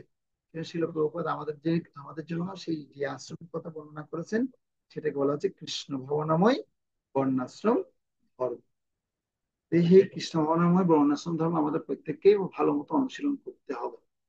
হ্যাঁ, যেন আমরা আত্মার অনুশীলন করতে পারি। আর যে বর্ণাশ্রমে আছি, যে আশ্রমে আছি, আদর্শ গৃহস্থ জীবন যেন ভালো মতো পালন করতে পারি, আদর্শ ব্রহ্মচারী জীবন যেন আমরা ভালো মতো পালন করতে পারি, আদর্শ বানপ্রস্থি এবং আদর্শ সন্ন্যাস যেন ভালো মতো পালন করতে পারি। তো এই হচ্ছে মোটামুটি আলোচনা। ভগবান এই সমস্ত আশ্রমের উদ্যোগ, ভগবানকে এই ধরনের আশ্রমের দ্বারা কি হতে হয় না, তাকে বদ্ধ হয়ে থাকতে হয় না। এই শ্লোকে ভগবান সেই কথাই বুঝাতে চেয়েছে। ভগবান এখানে বললেন না, কি বলেছেন দেখুন, যে এই এই প্রথার স্রষ্টা হলো আমাকে অকর্তা বা অব্যয় বলে জানো। অকর্তা বা অব্যয় শব্দের অর্থ হচ্ছে আমাকে এর উদ্দেশ্য বা এর কোনো প্রয়োজন নেই, অব্যয় মানে এর কোনো প্রয়োজন নেই, এবং অকর্তা মানে এর উদ্দেশ্য মনে করবে আমাকে। আমাকে এইরকম কোন আশ্রমের দ্বারা প্রভাবিত হতে হয় না। আমি হয়তো বৈশ্যর করে জন্মগ্রহণ করে দেখিয়েছি তোমাদেরকে, কিন্তু এই বলে তোমরা আমাকে ধরে নিয়ে না যে আমি কি করছি, আমি ওই আশ্রমে অন্তর্ভুক্ত আছি। সবগুলো কিন্তু আমি সৃষ্টি করেছি। সেজন্য তুমি অর্জুন আবার আমাকে এটা মনে আবার ফাঁসিয়ে দিও না যে আমি একে আবার কি করবো, কি মনে করো না যে এগুলোর মধ্যে আমি বদ্ধ হয়ে আছি। আমি এগুলোর ঊর্ধ্বে, এবং এগুলোর আমার কোনো প্রয়োজনই নেই। পরের শ্লোকটা পড়বো এখন। আমরা এই প্রশ্ন, অনেক মজা ভগবত গীতা, যদি বুঝতে পারি, নাহলে তো মজা বের হবে না। হ্যাঁ, দেখেন 14 নম্বর শ্লোকে বলছে, ভগবান আরো বলছেন, নমাং কর্মাণি লিম্পন্তি নমে কর্ম ফলে স্পৃহা ইতিমাং যো অভিজানাতি কর্ম ঘৃণ্য সবদ্ধতে। শাপলা মাতাজি কি আছেন নাকি ক্লাসে? হরে কৃষ্ণ প্রভু আসি। অনুবাদটা পড়ুন। কোন কর্মে আমাকে প্রভাবিত করতে পারে না, এবং আমিও কোনো কর্মফলের আকাঙ্ক্ষা করি না। আমরা এ তত্ত্ব যিনি জানেন, তিনি কখনোই সকল কর্মের বন্ধনে আবদ্ধ হন না। হরে কৃষ্ণ। হরে কৃষ্ণ। তার মানে ভগবান এখানে সমাধান দিচ্ছেন, কেউ যদি ভুলবশত যদি আমাকে যদি এভাবে বুঝি বিবেচনা করে যে আমি এই আশ্রমের মধ্যেই যুক্ত, আমি এই বর্ণের মধ্যেই যুক্ত, তাহলে তিনি আমাকে কখনো জানতে পারবেন না। আমাকে জানতে হলে কি করতে হবে? কোনো কর্মই আমাকে প্রভাবিত করতে পারে না, এবং কোনো কর্মফলের আকাঙ্ক্ষা আমি করি না। কোনো কর্মফলের কোনো কর্মফলের আকাঙ্ক্ষা করি না। আমার এই তত্ত্ব, এই বিষয়টা যে জানবে, তিনি কখনো সকাম কর্মের বন্ধনে আবদ্ধ হবেন না। তিনি ভগবানকে ডেকে ধনন দেহি যশন দেহি এগুলো তিনি কখনো তিনি চাইবেন না। এই তাৎপর্যটা খুব গুরুত্বপূর্ণ তাৎপর্য। সন্তুষ্ট গোবিন্দ প্রভু, সন্তুষ্ট শ্রী গোবিন্দ প্রভুর তাৎপর্যটা একটু পড়ুন তো বড় বড় করে।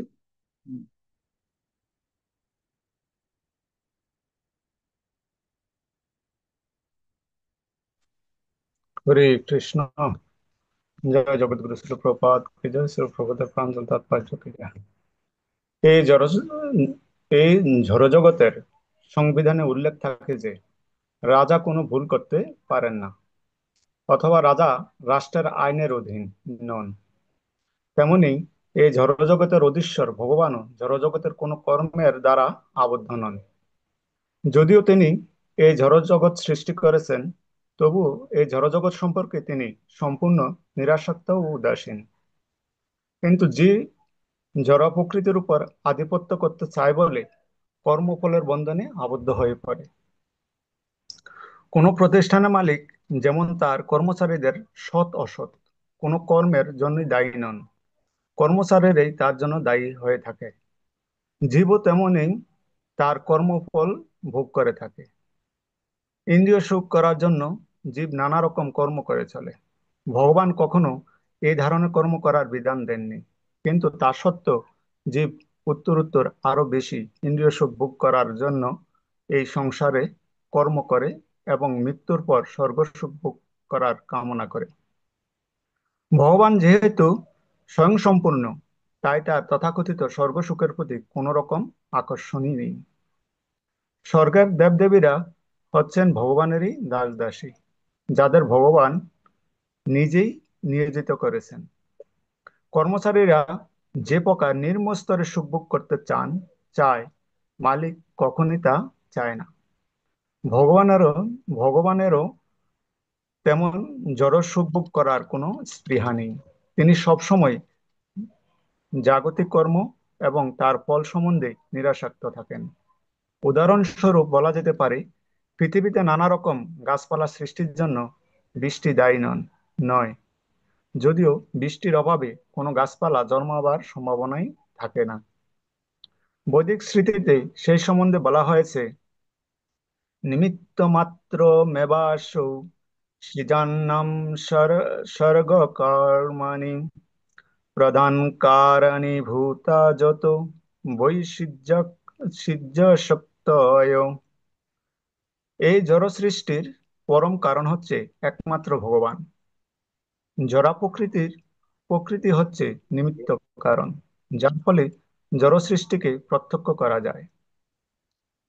সৃষ্টিজীব অনেক রকম, যেমন দেবতা, মানুষ, পশু, পাখি আদি, এবং তারা সকলেই তাদের পূর্বকৃত পুণ্য অথবা পাপ কর্ম অনুসারে সুখ ও দুঃখ পেয়ে থাকে। ভগবান তাদের প্রকৃতির গুণ অনুসারে কর্ম করার জন্য সব রকম সুযোগ দেন, কিন্তু তিনি নিজে তাদের ভূত ও ভবিষ্যৎ কোনো কর্মের জন্য দায়ী হন না। বেদান্ত সূত্রে বেদান্ত সূত্রের 2য় খণ্ড 1ম অধ্যায় 13তম 34তম বলা হয়েছে, নৈ বৈষম্য নৈর্ঘৃণ্য ন ন সাপেক্ষতাৎ। ভগবান সর্বদাই নিরপেক্ষ থাকেন। তিনি কোনো জীবের প্রতি পক্ষপাত যুক্ত নন। জীব তার নিজের ইচ্ছা অনুসারে কর্ম করে এবং সে সমস্ত কর্মের সম্পূর্ণ দায়িত্ব তার নিজের। ভগবান বহিরাঙ্গ শক্তি জড়ার মাধ্যমে জীবের সমস্ত ইচ্ছা পূর্ণ করবার সুযোগ প্রদান করেন। সকাম কর্মের এই জটিল তত্ত্ব যিনি বুঝতে পারেন, তিনি তার কর্মের বন্ধনে আবদ্ধ হন না। পক্ষান্তরে যে ব্যক্তি ভগবানের অপ্রাকৃত তত্ত্ব হৃদয়ঙ্গম করতে পেরেছেন, তিনি কৃষ্ণ ভাবনার অমৃত সাধন করেন। তার ফলে কর্মের অধীন হন না। ভগবানের অপ্রাকৃত তত্ত্ব বুঝতে না পেরে যে মনে করে ভগবানও তার 5টি বদ্ধ জীবের মতো কর্মের বন্ধনে আবদ্ধ, তার কোনোদিনই কর্মবন্ধন থেকে মুক্ত হতে তারা কোনোদিনই কর্মবন্ধন থেকে মুক্ত হতে পারেন না। কিন্তু যিনি পরম তত্ত্ব উপলব্ধি করেছেন, তিনি আত্মা রূপে কৃষ্ণ ভাবনায় দৃঢ়চিত্ত হতে পারেন। জয় শ্রী জগৎগুরু শ্রী প্রভুপাদের প্রাঞ্জল তাৎপর্য ধন্যবাদ সম্পূর্ণ প্রভু। বিদায়। হরে কৃষ্ণ। তার মানে এই তাৎপর্যে আমরা 2টা উপমা পাচ্ছি, যেখানে প্রভুপাদ একটা উপমা দিয়ে বলছেন যে বৃষ্টি হয় সমুদ্রের মাঝে। হুম। আর অন্যটি আরেকটা উপমা কি দিয়েছেন, প্রতিষ্ঠানের মালিক যেমন কোনো কর্মফলের জন্য দায়ী হন না, কর্মফলের জন্য দায়ী কে হন, কর্মচারীরা দায়ী হন, সে কথা এখানে উল্লেখ করা হয়েছে। তো তাহলে ভগবান শ্রীকৃষ্ণ এই জগৎ সৃষ্টি করেছেন, কিন্তু এই জগতের কোনো কর্মের দ্বারা তিনি প্রভাবিত হন না, কিন্তু প্রভুত্ব করা প্রবৃত্তির কারণে জীব এই জগতের বন্ধনে আবদ্ধ হয়ে পড়েছে। তাহলে আমরা জানলাম যে রাজা রাজ্যের আইনের অধীন নন, হ্যাঁ, মালিক শ্রমিকের কাজের জন্য দায়ী নন। মালিক যেমন শ্রমিকদের নির্মমানের কোন সুখের প্রতি আকৃষ্ট হন না, তেমনি ভগবানও জড়জাগতিক সুখ এমনকি স্বর্গ সুখের প্রতিও আকৃষ্ট হন না। তো ভগবান জড়জাগতিক ক্রিয়া প্রতিক্রিয়ার অতীত, ঠিক যেমন শস্য উৎপাদনের জন্য বৃষ্টি দায়ী নয়। হ্যাঁ, ঠিক যেমন শস্য উৎপাদনের জন্য বৃষ্টি দায়ী নয়, যদিও বৃষ্টি ছাড়া শস্য উৎপাদন অসম্ভব। জরা প্রকৃতির মাধ্যমে কৃষ্ণ জীবকে তার বাসনা পূরণের সুযোগ করে দিয়েছেন। সকাম কর্মের জন্য জীব নিজেই দায়ী। বৈদিক স্মৃতিতে আমরা পড়েছি ভগবান পরম কারণ, আর জরা প্রকৃতি হচ্ছে সাময়িক কারণ। বেদান্ত সূত্রে ভগবানের কোন জীবের প্রতি পক্ষপাতিত্ব করেন না। সকর্মের জন্য জীব নিজেই দায়ী থাকে। তো তাহলে কৃষ্ণ ভাবনাময় অভিজ্ঞ তাহলে কে? যখন এই বিষয়টা যিনি জানবেন, যিনি ভগবানের এই চিহ্ন প্রকৃতিকে বুঝেন, তিনি কর্মের নিয়মের জটিলতা সম্মুখে সম্যকভাবে বুঝতে পারেন। তাই কর্মফলের তারা কখনো প্রভাবিত হন না। তারা ভগবানের সম্বন্ধে ভুল বোঝার কারণে জড়জগতে আবদ্ধ হয়। যারা ভগবানের চিহ্ন স্বরূপ বা প্রকৃতি সম্বন্ধে কিছুই জানে না, তাদের কি হয়? তাদের এই জড়জগতে আবদ্ধ হতে হয়। যারা ভাবে যে সাধারণ জীবের মতো ভগবানেরও ফলের উদ্দেশ্য কর্ম করেন, এটা যে বুঝবে, তার মানে সে এই জড়জগতে বারবার আবদ্ধ হয়ে থাকতে হবে। তাহলে একমাত্র আমাদের তাহলে কিভাবে জানতে হবে ভগবানকে? ভগবানকে জানতে হবে ভগবান এই সমস্ত কোনো কিছুর দ্বারা তিনি প্রভাবিত হন না। তিনি কেমন, কিসের মতো, সে কথা এখন 15 নম্বর শ্লোক জানা। 15 নম্বর শ্লোক সবাই দেখুন। এবং জ্ঞাত্তা কৃতম কর্ম পূর্বৈরপি মুমুক্ষুভিঃ কুরু কর্মৈব তস্মাত্তম পূর্বৈ পূর্বতরং কৃতম।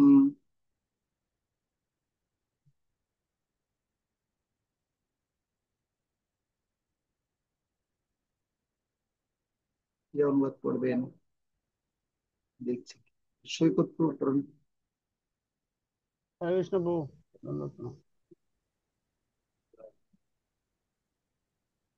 প্রভু শ্লোক নম্বর 14 না?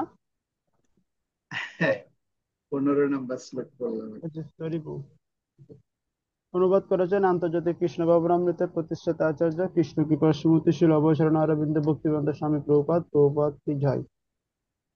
প্রাচীনকালের সমস্ত মুক্ত পুরুষেরা আমার অপ্রাকৃত তত্ত্ব অবগত হয়ে কর্ম করেছেন, অতএব তুমিও সেই প্রাচীন মহাযন্ত্রের পদাঙ্ক অনুসরণ করে তোমার কর্তব্য সম্পাদন করো। তাহলে এখানে প্রাচীনকালে সমস্ত মুক্ত পুরুষের আমার অপ্রাকৃত তত্ত্ব অবগত হয়ে কর্ম করেছেন। তাহলে আপনারা বলুন, সেই সমস্ত মুক্ত পুরুষ কার কথা ভগবান এখানে বলতে চাইছেন? এবং বলছে অতএব তুমিও সেই প্রাচীন মহাজনদের পদাঙ্ক অনুসরণ করে তোমার কর্তব্য সম্পাদন করো। আপনারা বলুন, সে মুক্ত পুরুষটা কে ছিল? হুম, বলতে পারবেন? জনক রাজা। আচ্ছা, প্রভু জনক রাজা। দাদা আর কে? সূর্যদেব। সূর্যদেব কথাটা কে বললেন? কেন বললেন প্রভু আপনি সূর্যদেব কথাটা? ওনাকেই তো প্রথমে জ্ঞানটা দেওয়া হয়েছিল। ভেরি গুড, এই আনসারটাই চেয়েছি। থ্যাংক ইউ প্রভু, আপনি ধরতে পেরেছেন, মনোযোগ দিয়েছেন। তো এই মুক্ত পুরুষরা পেয়েছিল কিভাবে? ভগবান প্রথমে এই ভগবদ গীতা জ্ঞান কাকে দিয়েছিল?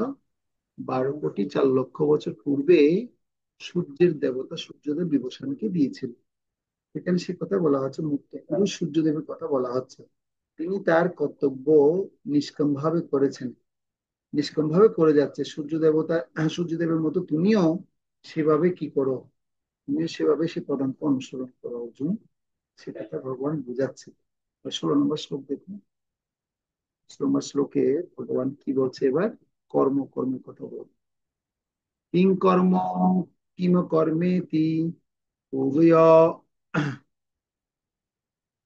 কিম কর্ম কিম অকর্ম ইতি কবয়পি অত্র মোহিতা তত্তে কর্ম প্রবক্ষ্যামি যজ্ঞাত্তা মোক্ষসে অশুভাৎ।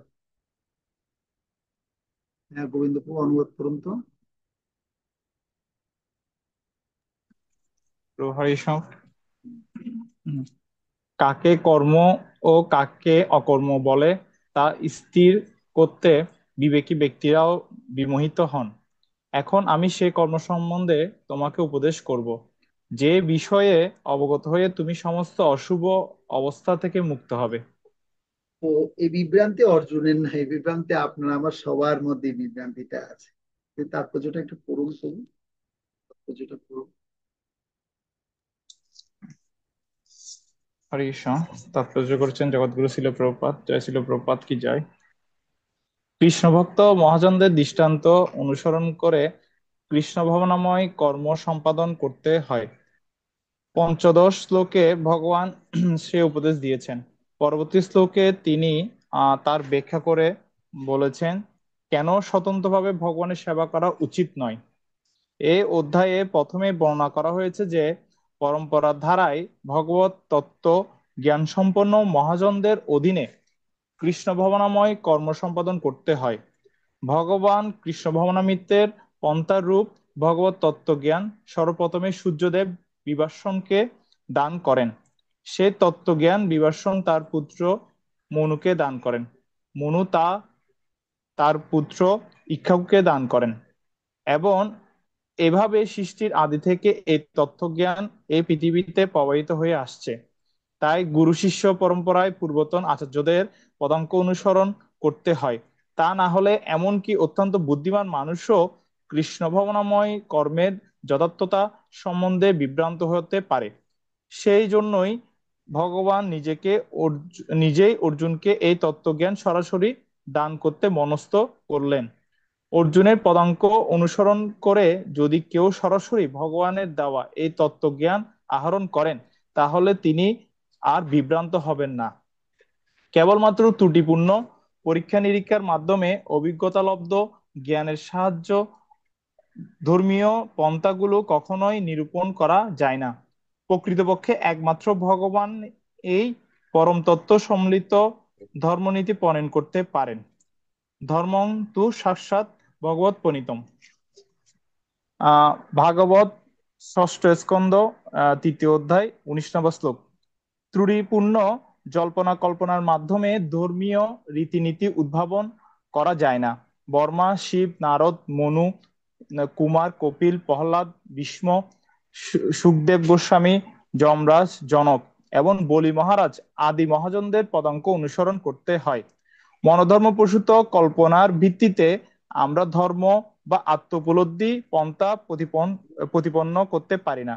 তাই ভগবান তার ভক্তদের প্রতি অহৈতুকী কৃপার বশবর্তী হয়ে সরাসরি অর্জুনকে কর্ম এবং অকর্ম কি সে বিষয়ে বুঝিয়ে দিয়েছেন। কেবলমাত্র কৃষ্ণ ভাবনাময় কর্ম সম্পাদন করার মাধ্যমেই জড়জগতের বন্ধন থেকে মুক্তি লাভ করা যায়। হরে কৃষ্ণ, ধন্যবাদ প্রভু। তার মানে ভগবান নিজে বলছেন আমি তোমাকে বলবো অর্জুন, কর্ম কি, অকর্ম কি, বিকর্ম কি। অর্থাৎ তোমার আর কোথাও যেতে হবে না, তোমাকে আমি নিজে এখন ব্যাপারটা বুঝিয়ে বলছি। তুমি শোনো, কর্ম অকর্ম বিকর্ম কাকে বলে সেটি আমি তোমাকে বলবো। তো কর্ম কি সম্পর্কে কি বলবেন ভগবান? আমরা জানি কর্ম সম্পর্কে অর্থ অর্থ কর্মের সংজ্ঞা কি বলা হচ্ছে, শাস্ত্র মতো যে কর্ম করা হয় তাকে বলা হয় কর্ম। বিকর্ম মানে কি? শাস্ত্র বহির্ভূত যে কর্ম হবে তাকে বলা হয় বিকর্ম। আর অকর্ম মানে কি?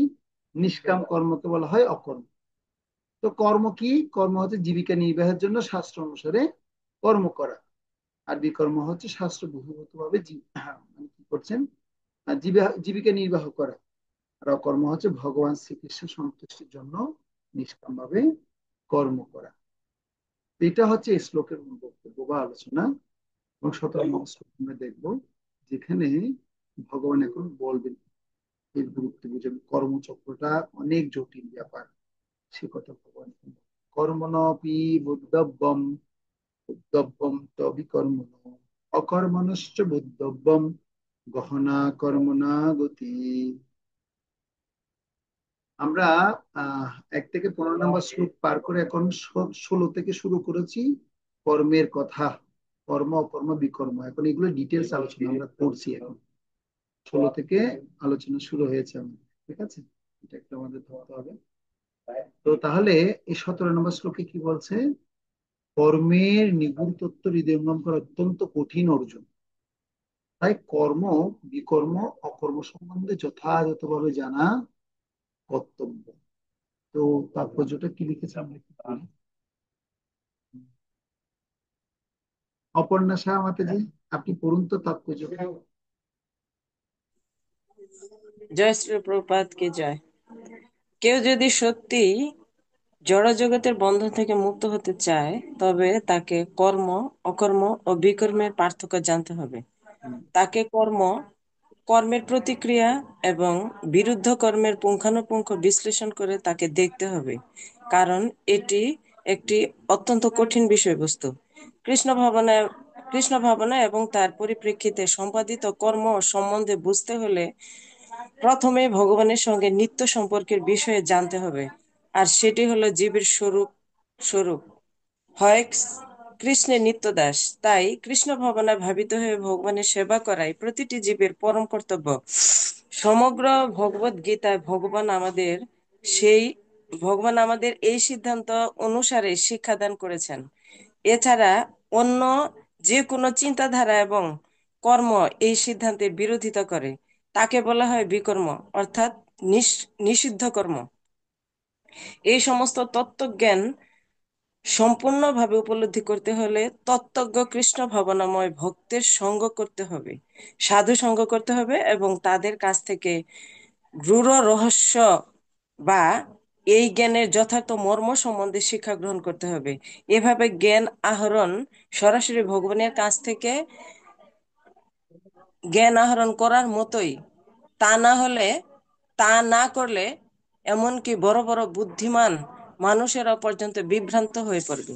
জয় শ্রীল প্রভুপাদকে জয়।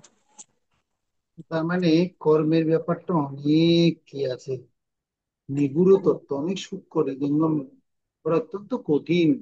তাই কর্ম অকর্ম বিকর্ম সম্বন্ধে যথাযথভাবে জানাটা খুব দরকার। কর্মচক্র বোঝাটা অনেক জটিল ব্যাপার।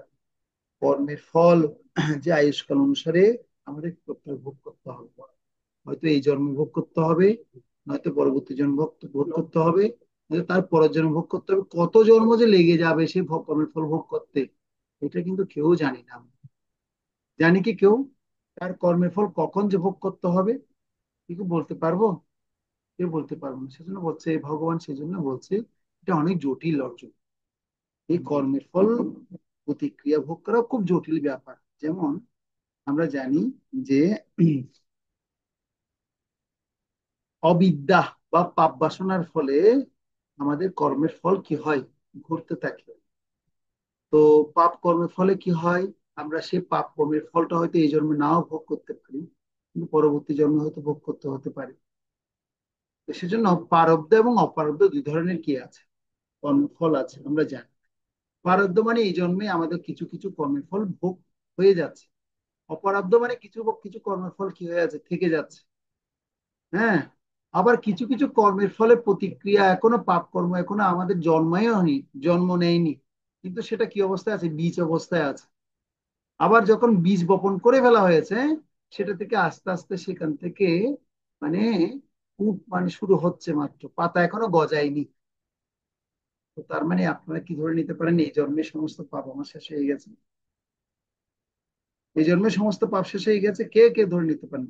না, আমার এই জন্মে সমস্ত পাপ শেষ। অনেকে বলে যে একবার কৃষ্ণ নামে যত পাপ করে, পাপীর কি সাধ্য আছে তত পাপ করে।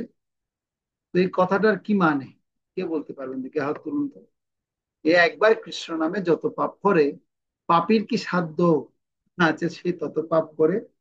এই কথাটার অর্থ কি, কে বুঝিয়ে বলতে পারবেন? দেখে হাত তুলুন। মানে কি বুঝাতে চাইছে?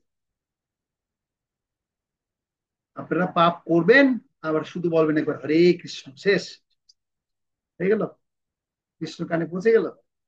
হ্যাঁ, একবার তো কৃষ্ণ নাম করেছে। এরকম জড় জগতে অনেক ভণ্ড ব্যক্তিরা এরকম আছে। আরে সারাক্ষণ শুধু কৃষ্ণ কৃষ্ণ করতে হয় নাকি? সারাক্ষণ শুধু কৃষ্ণ কৃষ্ণ করে জীবনটা নষ্ট করছে কিছু। একবার কৃষ্ণ নাম করবে, যত পাপ আছে সব হরণ হয়ে যাবে। হ্যাঁ, সন্তুষ্ট বলুন কি বলতে চাইছে। জি প্রভু, যেটা আপনি বলছিলেন আর কি, আপনার প্রবচন থেকে যেটা বা যেটা বলতে চাচ্ছেন আর কি, আমার আসলে একই সেম ধারণা। বলা হচ্ছে যে নিরপরাধ ভাবে যদি কৃষ্ণ নাম করা যায়, যদি নাম অপরাধ যুক্ত পাপ করি, তাহলে সেই পাপ যতবারই কৃষ্ণ নাম বলি না কেন, আমার পাপ বিন্দু মাত্র সরবে না।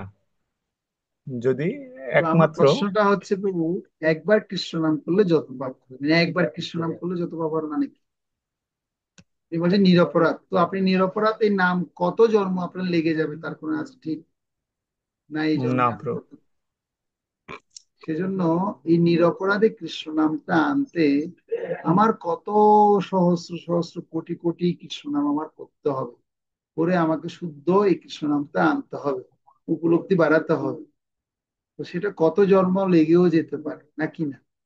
না এই জন্ম হয়ে যাবে, এই জন্ম কার কার হবে দেখি হাত তুলুন। এই জন্ম কার কার হবে? ও ভরসা নাই, এত তাড়াতাড়ি বর্ষা হারিয়ে গেলে কিভাবে হবে? ভরসা নাই। আশা করতে অসুবিধা কি প্রভু? আশা করতে অসুবিধা কি? অপূর্ণ সেবা মাঝে মাঝে আশা করতে অসুবিধা কি? আশা পাস শত শত ক্লেশ হতেই অবিরত, কিন্তু এই ক্লেশ তো চিন্ময় আনন্দের ক্লেশ। তা আশা করতে আমার অসুবিধা কোথায়? তো ব্যাপার হচ্ছে সেটাই, যে একবার কৃষ্ণ নাম মানে সে শুদ্ধ কৃষ্ণ নাম যেটা সন্তুষ্ট করবতে, কখন যে ভগবানকে আমি সন্তুষ্ট করতে পারবো সে একবার কৃষ্ণ নাম বলবো। হ্যাঁ, একটা এরকম জাগতিক ব্যক্তির একটা কৃষ্ণ নামের গান রয়েছে। একবার কি বলে, কৃষ্ণ বলে, তারপর কি লাইনগুলো কি কি ভুলে গেছি, কেউ পারবেন দেখি? অনন্তশ্রী মাতাজি পারবেন মনে হয় দেখি। আর বলুন তো সেটা কি লাইন, আমি ভুলে গেছি। বলুন বলুন, খুব সুন্দর কথাগুলো, খুব সুন্দর, বলুন। তবু একবার কৃষ্ণ বলে দু বাহু তুলে, হ্যাঁ এরকমই তো। হ্যাঁ, তারপর কি বলুন, সুন্দর হচ্ছে তো, হ্যাঁ তারপর তারপরে না, একবার কৃষ্ণ বলে দু বাহু তুলে, তারপরে জানি কি আমি জানি না, তবে এরকমই, এতটা শুনি নাই। আচ্ছা কে পারবেন দেখি, কে শোনাতে পারবেন এই লাইনগুলো, আর কে শোনাতে পারবেন? আপনারা শুনেন না? শুনেন তো, আপনারা ভুলে গেছেন আর। চল যাই মধুর বৃন্দাবনে। আচ্ছা, হ্যাঁ শেষটা গোপিকা দেবী দাসী বলতে পেরেছে, চল যাই মধুর বৃন্দাবনে। আচ্ছা, তো আমাদের একজন এখানে কীর্তনী আছেন চট্টগ্রামে, আমাদের খুব ভালো প্রভু, এখানে ভালো প্রচার। তো আমাদের প্রোগ্রাম প্রভু খুব ডিমান্ড। প্রভু যখনই যায় স্টেজে এটা গাই, একবার কৃষ্ণ বলে দু বাহু তুলে চলো যাই বৃন্দাবনে। তো এইভাবে মানে গাই, যখন সবাই মানে হাত তুলে সবাই নাচে আর নাচে আর গায়। হ্যাঁ, তো শীতল চরণ প্রভু আপনারা হয়তো অনেকে চিনেন। তো প্রভু খুব সুন্দর বাঁশি বাজায়, কীর্তন করে, এবার সবাইকে নাচায়। তো ব্যাপার হচ্ছে এই একবার কৃষ্ণ নামটা যে কবে সে মধুরটা আসবে বৃন্দাবনে, যে কখন যেতে পারবে একবার কৃষ্ণ নাম। তো ব্যাপারটা এটা ইমোশনালি বললে হবে না, যেটা গুরুত্বটা বুঝাচ্ছি, যে আমার যে পাপ, সে পাপ বাসনা কবে যে দূর হয়ে এই যে শুদ্ধ হয়ে আমি শুদ্ধ কৃষ্ণ নাম করবো, এটা অনেক কঠিন আছে। যেমন সুখে দুঃখের মধ্যে কর্মফলের ভোগ করছি, এগুলোর জন্য দুঃখ ভোগ আমাকে করতে হচ্ছে। আমাদের যে দুঃখ পাচ্ছি, সে দুঃখটা কেন পাচ্ছি? কর্মফলের কারণেই পাচ্ছি। তো শুধুমাত্র একটা জীবন আছে যেখানে পশু জীবনে শুধুমাত্র পাপ কর্ম ক্ষয় হয়, মনুষ্য জীবনে কিন্তু ক্ষয় হয়। কোন জীবনে পাপ কর্ম ক্ষয় হয়? পশু জীবনে শুধুমাত্র পাপ কর্ম ক্ষয় হয়। হ্যাঁ, তো যেমন আপনি মশা রক্ত খেলো, আর এখন যদি আপনি মশাকে রক্ত খাওয়ার সময় টপ করে মেরে দিলেন, মেরে দিলে কিন্তু সে নির্মজনী প্রাপ্ত হবে না। সে হয়তো আপনাকে খেয়েছে, আপনি মনে হচ্ছে পাপ হবে, কিন্তু তাই সে নির্মজনী প্রাপ্ত হবে না, সে কিন্তু তার পাপ ক্ষয় হয়ে সে উন্নত একটা দেহ প্রাপ্ত হবে। বুঝে গেল? তো সেজন্য মনুষ্য জীবনে কিন্তু তা হবে না। মনুষ্য জীবনে আপনি হরে কৃষ্ণ দেখবেন। প্রভু। হ্যাঁ বলুন না করি। তাহলে মশা মারলে, আমি যদি মশা মারি তাহলে মশার পাপ গুলা কি আমার শরীরে আসবে? হ্যাঁ আসবে, ভোগ করতে হবে। তাহলে এখন মশাকে কি করবেন? উড়িয়ে দিবেন, উড়িয়ে দিবেন। হ্যাঁ, বা মশার কয়েল দিয়ে কি করবেন? থাকবেন, জ্বালাবেন নাকি, বা মশার ভিতরে থাকবেন, এটা করতে হবে। সেটা কিন্তু মনুষ্য জীবনে সেটা হবে না, সে কর্মফল আপনার ভোগ করতে হবে। কয়েল চালালে তো মশা মারা যায়, তাহলে মারা ওইটা যায়, কি হবে? ওটাও তাহলে করা যাবে না, তাহলে মশারি টাঙিয়ে ঘুমাতে হবে, আর কোনো উপায় নেই। তাই তো? তো এরকম আমরা জানা অজানা অনেক পাপ করছি, আমরা আপনাদেরকে আলোচনা করে শুনিয়েছি। পঞ্চশূন্য পাপের কথা বলেছিলাম, যেগুলো না চাইলেও অনেক পোকা মাকড় আমরা মারছি। জল না জল ঢেলে আমরা অনেকগুলো জীবাণুকে হত্যা করছি। ঘর ঝাড়ু দিতে গিয়ে আমরা অনেকগুলো পোকামাকড়কে মারছি। হ্যাঁ, তারপর আগুন জ্বালাতে গিয়ে ফায়ার ব্যাকটেরিয়ার খুব কত ধরনের ব্যাকটেরিয়াকে আমরা হত্যা করছি। এরকম পঞ্চশোনা পাপ আমরা করছি, এগুলো পরবর্তীতে আমরা শুনবো। এই পাপের ফলে ফল থেকে নিবৃত্তি পেতে হলে হলে পঞ্চশোনা যজ্ঞ আমাদের করতে হয়, সে যজ্ঞের কথা আপনাদেরকে বলেছি। তো কে কত রকমের যজ্ঞ করছে পাপ থেকে মুক্ত হওয়ার জন্য, সেগুলো ভগবান পরবর্তীতে বলবে। আমি এই বিষয়টা একটু ক্লিয়ার করি। তো সেজন্য আমাদের কি হয়, পাপ, আমরা কে কোন কি পাপ করেছি, আমার দিন কেমন যাবে না যাবে, এজন্য আমাদেরকে, আমাদের জন্য, এই মনুষ্য জাতির জন্য কি করেছেন আপনার একজন ঋষি, খুব নাম করা ঋষি, তিনি আমাদের জন্য তালপত্রে তিনি কি করেছেন, তিনি জ্যোতিষশাস্ত্র লিখে গেছেন প্রত্যেক মনুষ্যদের জন্য। হম। সেই ঋষিটার নামটা আসছে আর যাচ্ছে, আমি মনে পড়লে বলছি আপনাদেরকে। তো সেই ঋষি আমাদের জন্য, সবার জন্য এরকম চিপুজি তৈরি করে গেছেন। আপনার হাতের রেখা অনুসারে আপনার কর্মফল সব পুরোপুরি আগাগোড়া সব বলে দিতে পারবে। পূর্বজন্মে কি স্বর্গলোক থেকে আসছেন, না অসুরকুল থেকে আসছেন, না দেবতা কুল থেকে আসছেন। তো সেই ঋষির কথা বাদ দিন। তো আমরা অগাস্ত্য ঋষি মনে পড়েছে, অগাস্ত্য ঋষি, অগাস্ত্য নাভি জ্যোতি। তো বর্তমানে এটা খুব ফেমাস একটা জ্যোতিষী কার্যালয়। অগাস্ত্য নাভি জ্যোতির কাছে যদি আপনি যান, আমি আমার একজন দুজন ভক্তকে নিয়ে গিয়েছিলাম অগাস্ত্য নাভি জ্যোতির কাছে। আপনি শুধু আপনার নামের প্রথম অক্ষরটা বলবেন, কি করবেন, অপর্ণা শাহ মাতাজির অ নামটা শুধু বলবেন, অক্ষর শুধু অটা বলবেন। আপনার জীবনের পূর্বজন্মে কি ছিল, ভবিষ্যতে কি হবে, অতীতে কি হয়েছিল, সব গুড়গুড় গুড়গুড় করে বলে দিবেন। আপনার ছেলের নাম কি, মেয়ের নাম কি, স্বামীর নাম কি ছিল, বাবার নাম কি ছিল, মায়ের নাম কি ছিল, সব বলে দিব। অবাক করার মতো অবস্থা। না দেখলে আপনারা বুঝতে পারবেন না, কারণ যদি না যান বুঝতে পারবেন না। তো একজন আমাকে বলছিল, বলছে প্রভু সবাই তো হাত দেখাচ্ছে, আমরা ভক্তরা দেখাচ্ছি, আপনি দেখান। তখন আমি তাদেরকে গিয়ে বললাম, প্রভু আমার তো এখনো গুরু কৃষ্ণের প্রতি যথেষ্ট অগাধ বিশ্বাস ভালোবাসা আছে, আর আমি এখন এরকম হাত হাত দেখিয়ে কেন বিভ্রান্তি করবো? আমার এখন বিভ্রান্তি হওয়ার দরকার নেই। আমি জানি এই ভগবত ভক্তি যদি করি তাহলে আমার সমস্ত রকমের পাপ কর্ম থেকে আমি মুক্ত হতে পারবো। সমস্ত রকমের মানে কি, সমস্ত রকমের আমার যত বাধা বিপত্তি আছে সবগুলো মুক্ত হয়ে যাবে, তাই না? তো অবশ্য রকিবে কৃষ্ণ বিশ্বাসে পালন, ভগবত ভক্তদের জন্য সেটা খুব দরকার। কর্মকাণ্ডী জ্ঞানে কাণ্ডী উপাসনে কাণ্ডী যেটা, সেই ওগুলো কর্ম যেগুলো কি আছে জ্যোতিষী, এই সেই এগুলো সব ঠিক আছে। তা আমরা যদি তাদের ফাঁদে পড়ে যাই, আমরা কি হবে? সেজন্য অনন্য ভক্তি অনুশীলন করার কথা আমাদেরকে বলা হচ্ছে। টিকুজি বিচার করে করা হয়, যে তা যে হিসাব নিকাশ করা হয়েছে, পাপ পুণ্যের বিচার করা হয়।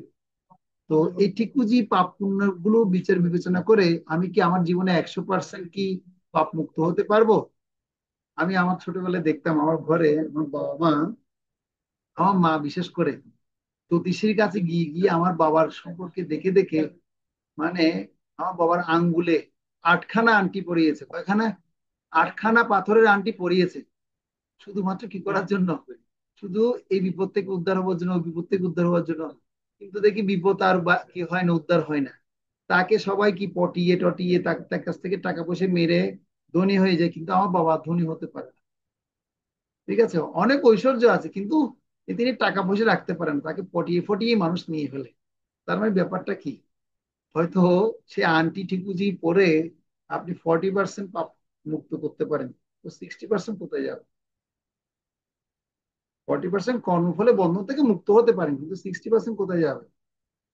হয়তো আপনার ক্ষয় হবে, 30% ক্ষয় হবে, 35% ক্ষয় হবে, তো 65% কোথায় যাবে? হ্যাঁ। তো এখন আপনার 65% আপনার রয়ে গেল, বাকি রয়ে গেল। এবার আরেক জন্ম পেলেন, আরেক জন্মে এবার আপনি আবার কি কিভাবে পাপ কর্ম করছেন না করছেন সেটা কি জানা আছে? আর 65% সাথে আবার 50% যুক্ত হয়ে গেল। এবার কি হয়েছে, পাপ কি বাড়ছে না কমছে? তো যুক্ত করলে এবার কি হবে, 105% পাপ, পাপ ফলে ভোগ আপনার করতে হবে। ঠিক আছে? তো তাহলে 105% হয়ে গেছে, তাহলে আপনাকে এবার আর মনুষ্য শরীর কি দেওয়া হবে? হ্যাঁ, এই পাপের কারণে আপনাকে আর মনুষ্য শরীর দেওয়া হবে? দেওয়া হবে না, অন্য একটু পশুজনী আপনাকে দেওয়া হবে। তো সেজন্য আমাদের কি করতে হবে, মনুষ্য যেহেতু, মনুষ্য দেহ যেহেতু প্রাপ্ত হয়েছে দুর্লভ জীবন, হ্যাঁ, এই জন্য আমাদের এই মানে যে পাপ কর্মের ফল, কর্মের যে ফল, সেই কর্মফলটা কি সেটা ভালো মতো আমাদের বুঝতে হবে। প্রারব্ধ অপ্রারব্ধ ফুট বীজ, এভাবে পাপ কর্মকে 4 ভাগে ভাগ করা হয়েছে। প্রারব্ধ অপ্রারব্ধ ফুট এবং বীজ। প্রারব্ধ কর্মফলের কথা আপনাদেরকে শোনালাম, অপ্রারব্ধ কর্মফলের কথা শোনালাম, ফুটের কথা শোনালাম, বীজের কথা শোনালাম। বীজ মানে এখনো সে পাপটা ভিতরে আছে, এখনো জন্মায়নি। ফুট মানে জন্মিয়েছে। অপ্রারব্ধ মানে আপনার পূর্বজন্মের সেই পাপ মানে এই পাপগুলো আপনার কি করতে হবে, পূর্বজন্মের পাপ কর্মফলগুলো এখন ভোগ করতে হচ্ছে। ঠিক আছে, আর প্রারব্ধ মানে এই জন্মের পাপ কর্মফল ভোগ করতে হচ্ছে। সেজন্য পদ্ম পুরাণ অনুসারে এটা বিষয়ে আলোচনা করা হয়েছে। তাহলে প্রারব্ধ মানে এখনো ফল ভোগ করছি, প্রারব্ধ মানে কি করছি, ফল ভোগ করছি। তো দিনের পর দিন আমরা সেই ফল ভোগটা করছি, সেটা যে কখন গিয়ে শেষ হবে তার কোনো নাই ঠিক। হুম।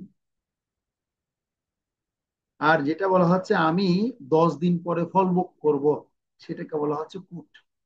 কতদিন পর, 10 দিন পর ফল ভোগ করবো, মানে যেটা এখনো কি হয়নি, পুরোপুরি উন্নত হয়নি আর কি। এটা কদিন পর ভোগ করতে হবে পারবেন, 10 দিন পর সে ফলটা আপনি ভোগ করবেন, সেটাকে বলা হচ্ছে কি কুট। তো তারপরের জীবনে একটি ফল ভোগ করব, সেটা হচ্ছে বিষ। বিষ মানে এটা 10 দিন পরে যেটা ভোগ করলেন সেটা হচ্ছে কি কুট, আর পরের জীবনে যেটা ভোগ করবেন সেটা হচ্ছে কি বিষ। আর আমি 50 জন্মের পরে ফল ভোগ করবো, সেটা হচ্ছে অপারদ্ধ।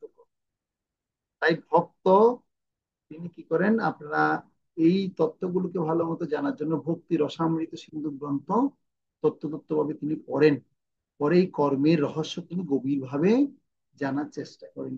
এই সেজন্য কর্মের রহস্য অত্যন্ত গভীর ও জটিল। কর্মের রহস্য এত সহজ কোনো বিষয় না, অনেক জটিল। সেজন্য আপনাকে কেউ ধাক্কা দিলে, কেন দিল ধাক্কা, সে আমাকে কেন দিল, শুধু শুধু ধাক্কা দিল, ধাক্কা দিয়ে চলে গেল, কারণ কি? কারণ আপনি নিশ্চয়ই পূর্বজন্মে তাকে কোনো না কোনো আপনি ধাক্কা দিয়েছিলেন, ধাক্কা মেরেছিলেন, তাই না, নাকি না? অনেক সময় দেখবেন আপনি সাধারণ সুন্দর মতো সুখে বসবাস করছেন, কিন্তু হঠাৎ করে আপনার বাড়িতে আগুন দিয়ে দিল, কেন?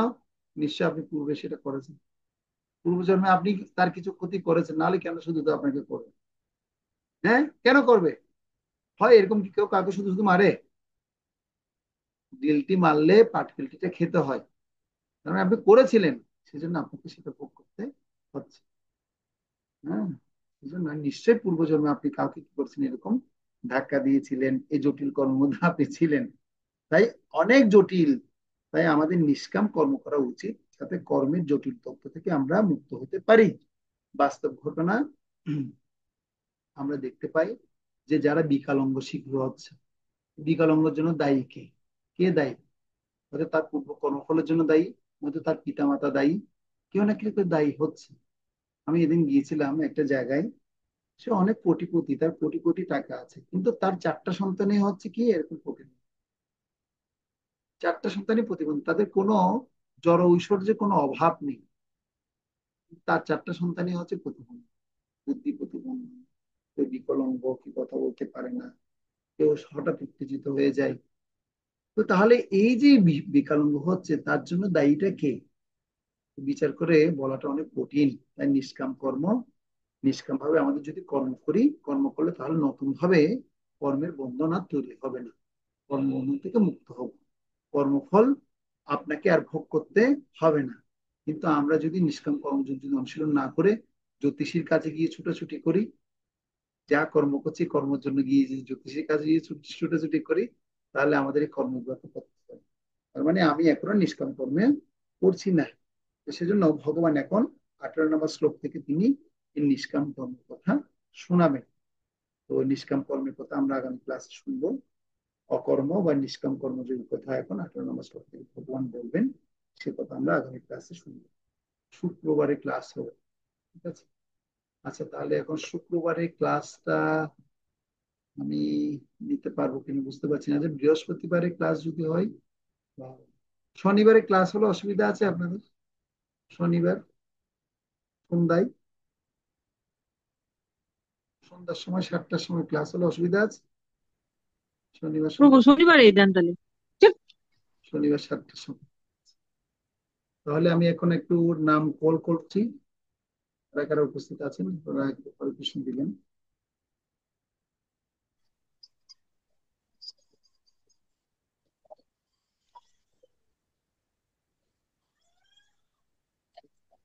তবু শুক্রবারে ক্লাস কি শনিবারে শিডিউল চেঞ্জ করা হয়েছে?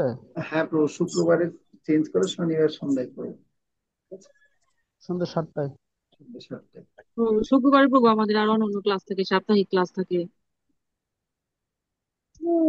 তো শুক্রবার সন্ধ্যা, শুক্রবারে সকালে হচ্ছে না, সন্ধ্যা 7টায় হবে, ঠিক আছে? শনিবার সন্ধ্যা 7টায়।